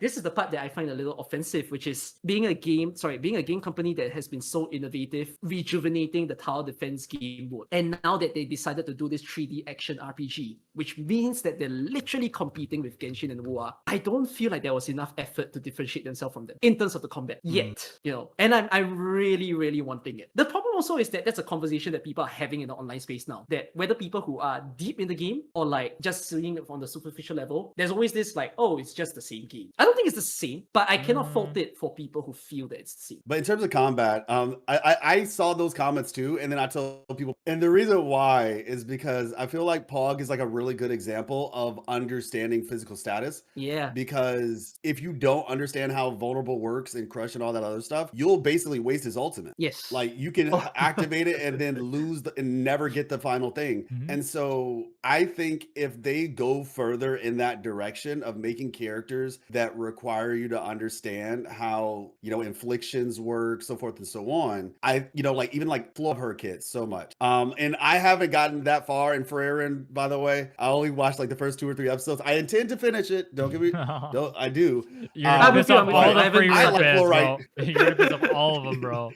What I'm saying is I like the character even in spite of not getting the reference fully. Like, I see the character, I've seen the character, but the point is I like that Fluorite has the ability to be with nature characters and cryo. I like that Alesh can be with cryo and physical status, essentially. Like, he can enable like shatter and stuff like that. And so I think that it might just, hopefully at least, obviously we don't know, but hopefully it's just a matter of like early characters, simple for the most part. Like outside of, I would say Pog is not as simple. But early characters, relatively simplistic concepts. And then as we continue, because I think I was talking to Rhinne about this too, how they can implement on the combat. And so I do personally think, as somebody who's, other games, I do think this game does have unique combat, but I will say, like I said, depending on what characters you're playing, you might just not see it, because literally a friend of ours, EO, we talked to him and he was like, he was kind of feeling, I think, a similar way until I told him try Pog. And as soon as he tried Pog, boom. Honestly, physical status teams just feel like the most fun right now anyway. I don't know if that's just me. Oh, Abi Winner teams too. Abi Winner, yeah. Pog or Abi Winner, one of those two. Gilberta teams. Now that Gilberta's out. I was gonna say, Gilberta has been. I just consider that Abi Winner, but yeah, because she's on my Abi Winner team. But yeah.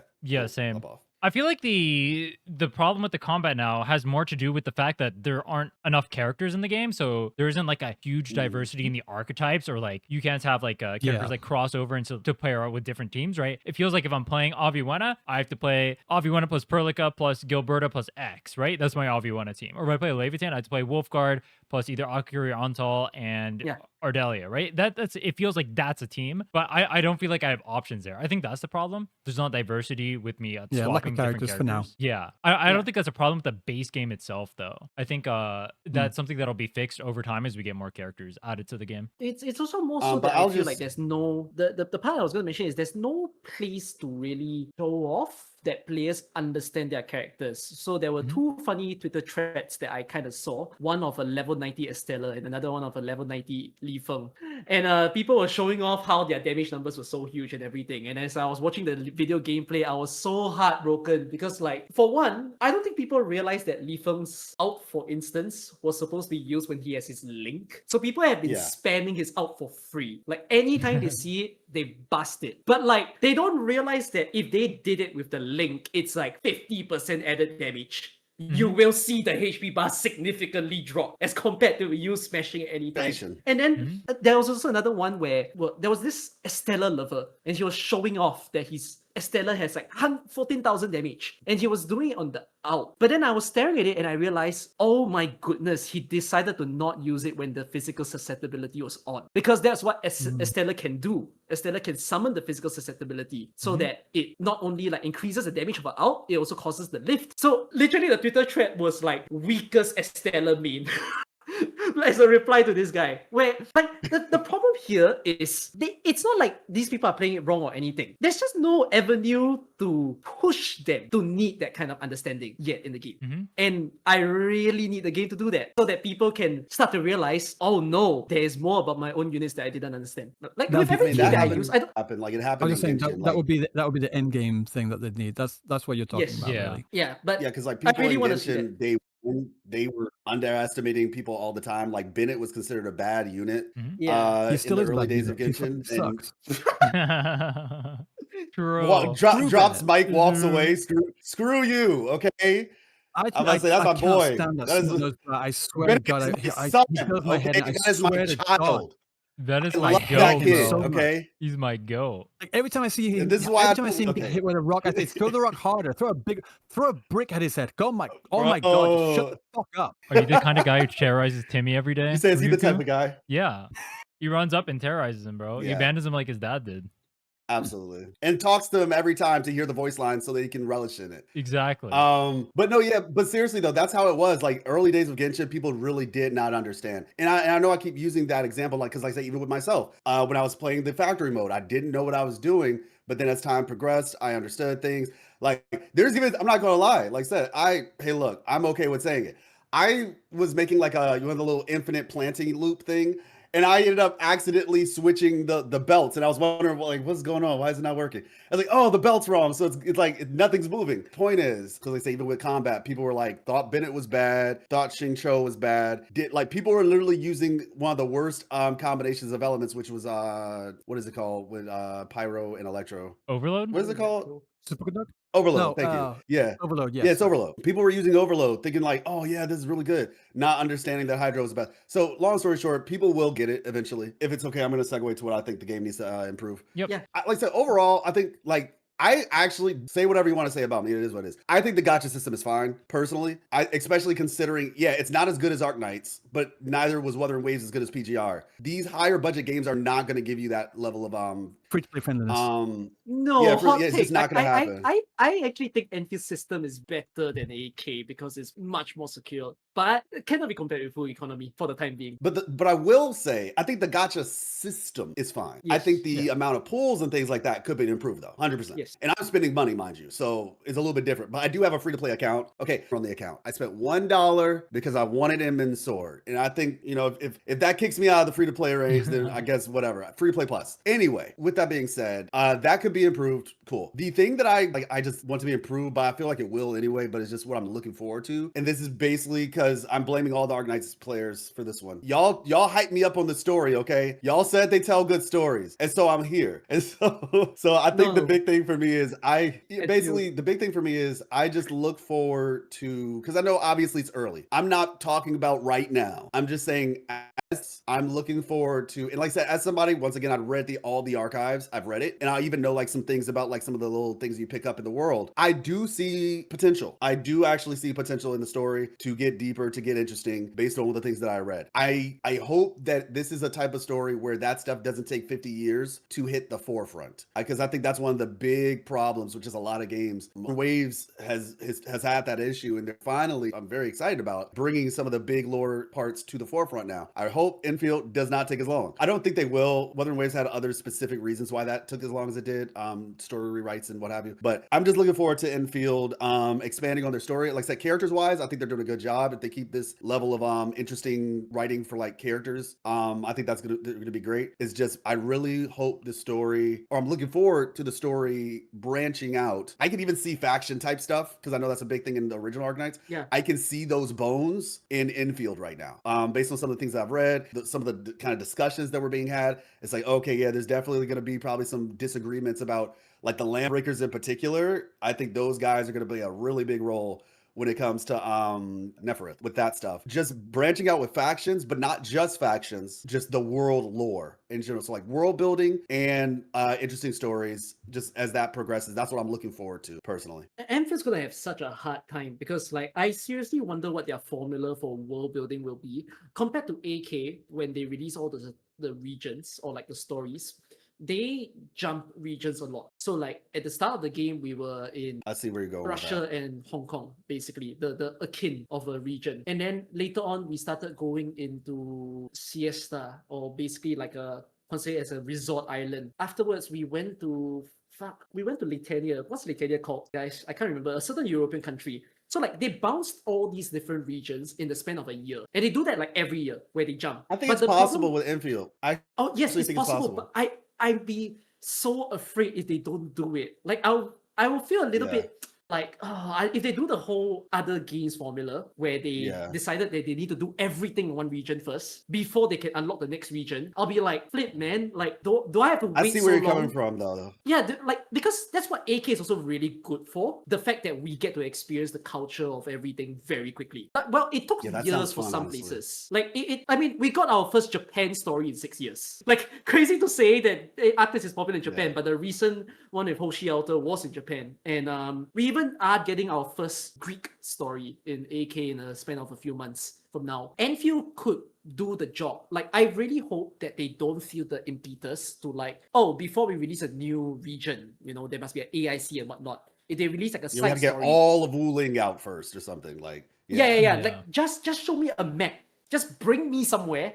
Show me your design of the place. I don't need to be like city-like or like a place where I have to build a base. Let me go through a character story in that aspect. Like, I thought Levitane's story was sort of nice because of the dedicated dungeons that they built, right? The one where they put you in the snowy ice fields, and then afterwards they tried to paint Terra.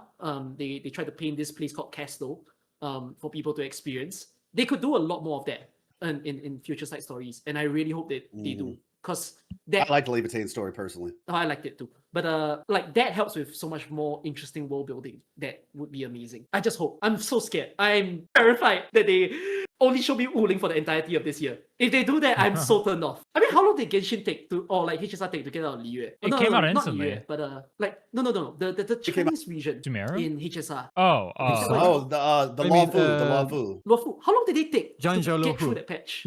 wasn't that immediately afterward? Xianzhou Lawfu. Yeah, Like, was it yeah. a So 1 year basically, patch? it's the same. No, it's the same way that they did it with Genshin. Genshin launched with Mondstadt and Liyue, basically, and Yeah. Star Rail launched with Bog, and like probably shortly after, like literally the next patch, I think, is where we got the Lawfu. It was kind of similar in that way, where they like basically give you two regions, similar to what this game did, where it's like Valley 4 and then Wuling, in the same, basically at the same time. So I mean, like I said, who knows? But I think they could easily, because it's not like a whole connected world, they could easily just pop us back up and then send us to one part of. I think it's possible. In a sense, that was something I hope HSR did, but they didn't do it. I can see that being kind of Endfield. awkward though in this game specifically, because like you're putting down the factories and whatnot, right? And it seems like for every single region in the game, they want like a different factory system or like some different aspects of the factory, right?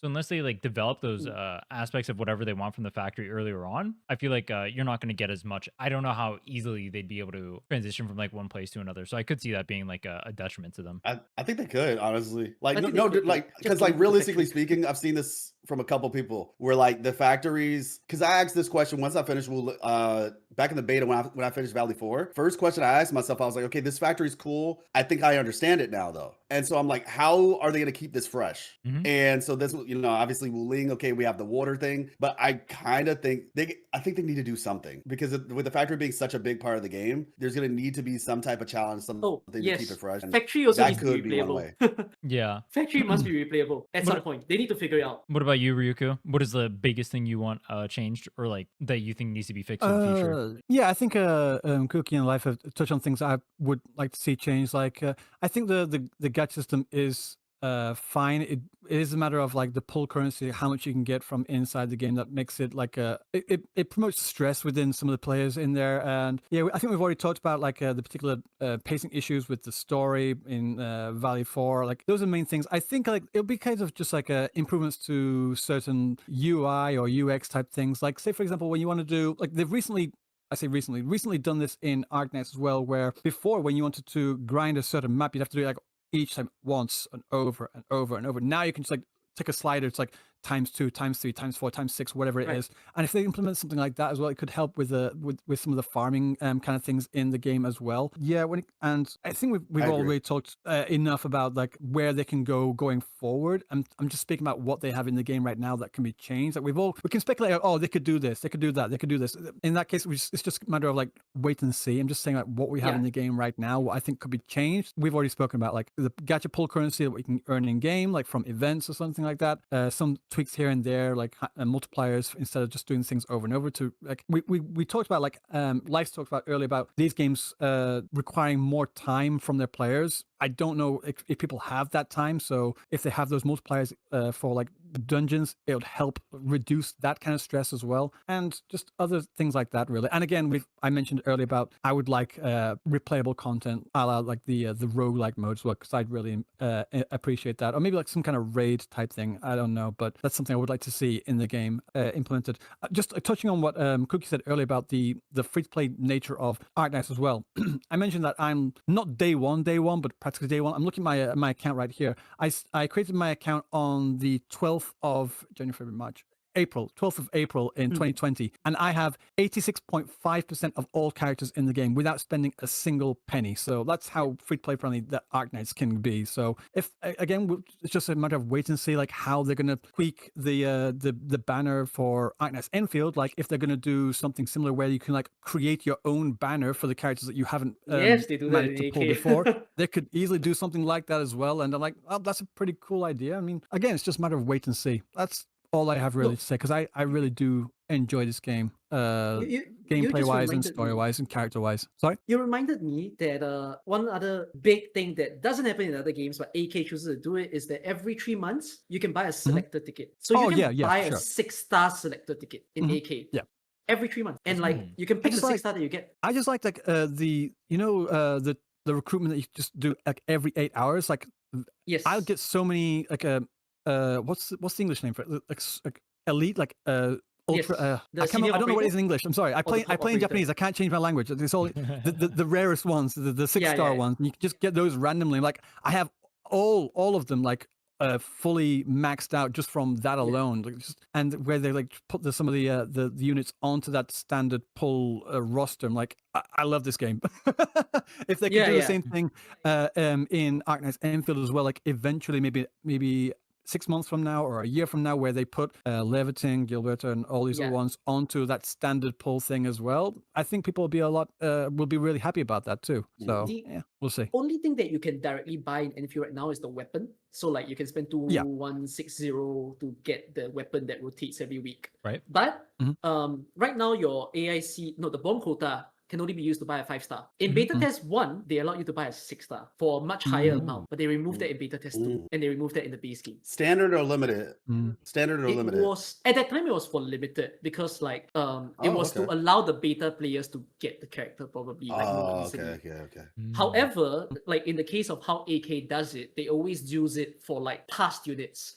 So they always rotate the past units, and you collect like like let's just say equivalent. You collect a lot of one quota, and you can directly buy. So you don't buy pools with it. Like right now, the only thing it's worth is to just clock more pools. But they, for some reason, they removed that system. That's another negative. And like Ryuuku pointed out, there's a lot of great incentivizing gacha banners. Like for example, you don't even get any off banner. They show you 3 6-stars. Those are the only ones you can get. So if you have none of them, you're bound to win something. If you have one of them, then of course you have a problem. You'll be like, okay, I'm trying a 2 out of 3 chance to win something. But does Enfield dare to, time to time keep doing all these thematic banners that can really push away all the other gacha games and say, hey, we dare to do this, we dare to give this to our players. AK does it, but Enfield needs to learn. I will say it's just a case of wait and see, really. Yep. The selector thing that you're talking about also exists in like Zenless Zone Zero, for example. You can buy like the W enders from the shop for the pull currency, or like in Wubo you can buy like the sequences, right? If you already have the character, you can buy sequences from there. No, but that's if you have the character. Yeah. Not when you don't have. You need the character first. You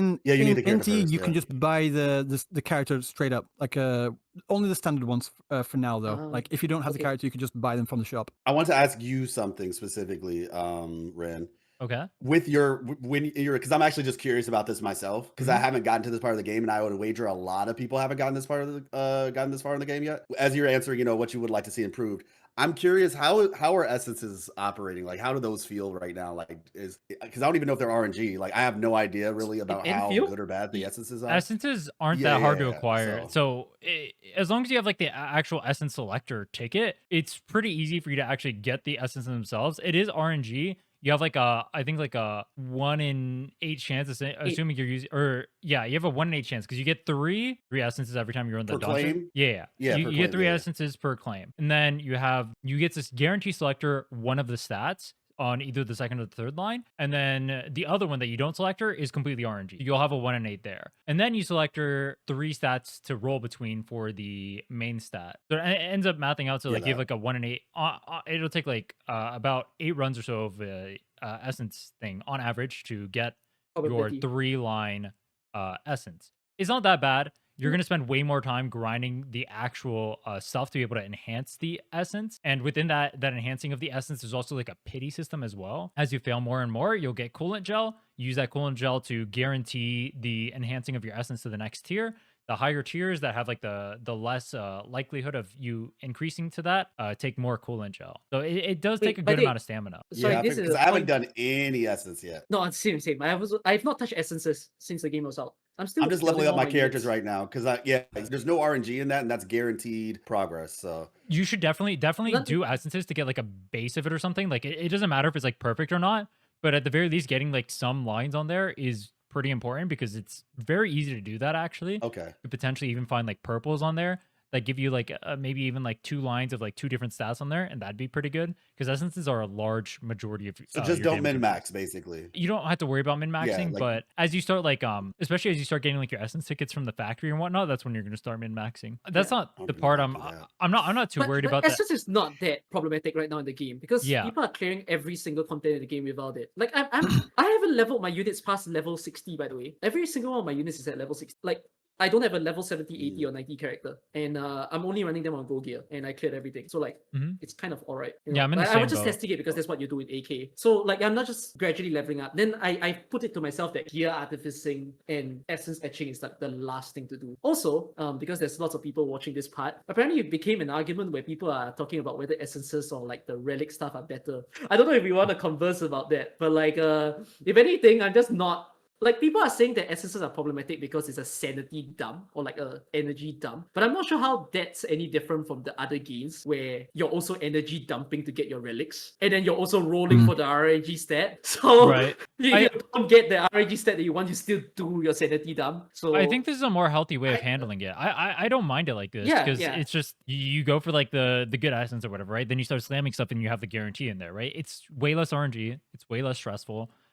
There is still RNG involved. You still have to actually hit each line as you go up, and that's progressively worse. But you have the guarantee on there for spending it. Yeah. But it is a lot of sanity. I will say that, especially when we have like Actually, I kind of have mixed feelings about this because originally when I first started playing the game, I felt like I had a distinct like lack of resources because I was trying to level up 2 different teams. But now, especially with there being like no content for me to really do at this point, because I've been endgame on 2 different accounts for a long time, I just don't trying to actively look for places for me to invest my sanity rather than me feeling like I have the need to like level up stuff because I just have That's enough intentional. resources. I guarantee you. What do you mean? That's 100%. Like, the thing about it is when people argue about that, it's like you're arguing about kind of a non-issue when like, if you can clear, regardless of how, how good your essence or how min-max you are, if people are able to clear, that's what people should be looking at, not how good or bad the art. Like, obviously, yes, you care about that. But the more important thing is, can you clear? Like, and if you can, then you're kind of obsessing about a non-issue. Yeah, I kind of But agree. yeah, in any case, at least the essences part, like, I'm already so impressed that I've seen people get perfect essences within a week of the game and like showing off their Levitine's perfect essence or like Gilberta. But I'm only seeing people say that they got a perfect relic 5 years into their Genshin game, or it just so I don't know what you're taking there when you talk about like, oh, it's so problematic in Enfield when Enfield, like, people say it's RNG or sanity sync, but you'll get there. And you'll get there faster than what you're experiencing in the others. Like, would you rather that shorter time window to get, what will work out than to wait a long time and keep rolling your life away kind of thing? That's I think the trade-off here. I just hate the whole like people saying, oh, you need these RNG systems to keep people playing these gacha games. Like, what gacha games have you been playing? Like, again, we're talking like original Arknights. I could roll a brand new character, level them up, and have all their skills completely maxed out within the first 3 minutes of pulling the bastard. Yes, You don't need to have this RNG bullshit on the gear to keep people playing. It's just an absolutely false argument. People just don't know what they're talking about. I'm sorry. It's Bro, just, like, I just you hate the completely conversation of like, oh, just sorry, what? Did I cut off? No, Sorry. life cut off. Yeah, you're good. Life You're cut good. off. Continue. No, I said not everybody's a boomer like you, Ryuuku. Shut the fuck up. No, I'm just saying, like, people always say, oh, these games need these RNGs and the gear to keep people playing. Like, just shut up. Just say you don't know what you're talking about without saying you don't know what you're talking about. Yeah, it keeps people. Some people playing, but you don't need. It's an easy way. It's like saying it's like a sugar fix. Like, yeah, it gives you a lot of energy, but it's like, I agree. Yeah, it's like I agree. Instead of like doing this easy thing, these games are getting a lot of money. They're earning a lot of money.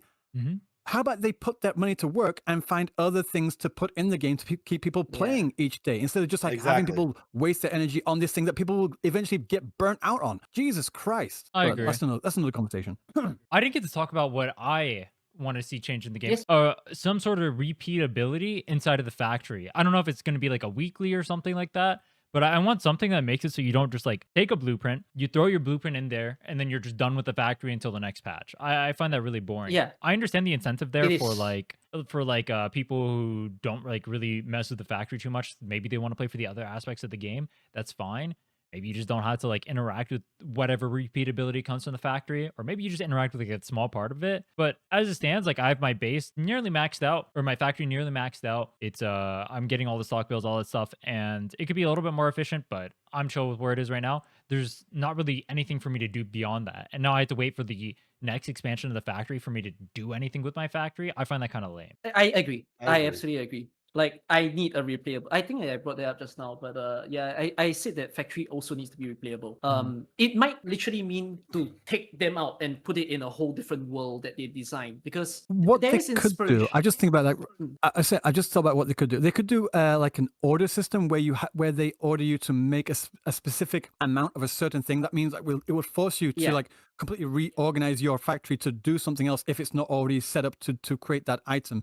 So that way Yes. it can like force people to do something different to shift things up. So that could be what they could do, It's- like an order system That- to make you do that. I don't know. That's just an option. It's more interesting than Depot Note. Like Oh, I Depot was Note gonna is something that people yeah. go past. Go on. Yeah. Yeah. I was gonna say, 'cause honestly, and I have a question just for you all. When I was done with like exploration with Wuling, we're not done with exploration, but done with the story, and I was like, okay, I have my factory. As soon as the first thing I did, obviously, and if you don't know this, I would encourage you. The first thing you should do with your factory, trust me, I made the mistake, is make it energy efficient first. Like figure out how you get your energy stuff done. Do that first, and then everything else can come second. After I got my energy efficiency, I was like, okay, what do I do now? I don't feel like I'm being prompted to really do anything with my factory at this point. And so the first thing I did was I went to oh boy, whose name I forgot. My bad. I think it's He something, He or Hebao or something like that. The guy who you basically buy stuff from or sell your stuff through in Luling. And I was basically like, okay, so I went to the thing and I saw what sells, and that kind of prompted what I should build on my factory so I could sell it. But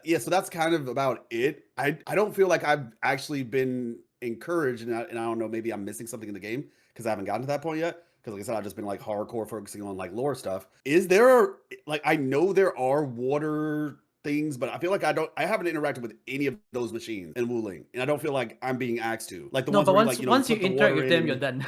Yeah. Like once you're Yeah, built it's over. there's no reason to use them though, right? Like to create whatever you There make with is. those, You 'cause can I make haven't like really seen a the reason- you can make like the syringes and the drinks from it, like the Jinsao drinks or the Yatsen syringes. But for what though? Just to cause? turn in To stock sell to the bills. outposts? Yeah. Oh, but aren't those like cheaper than just making batteries? No, in the current point of the game, you need both, like to mix it out. You need both Yeah. batteries and the drink.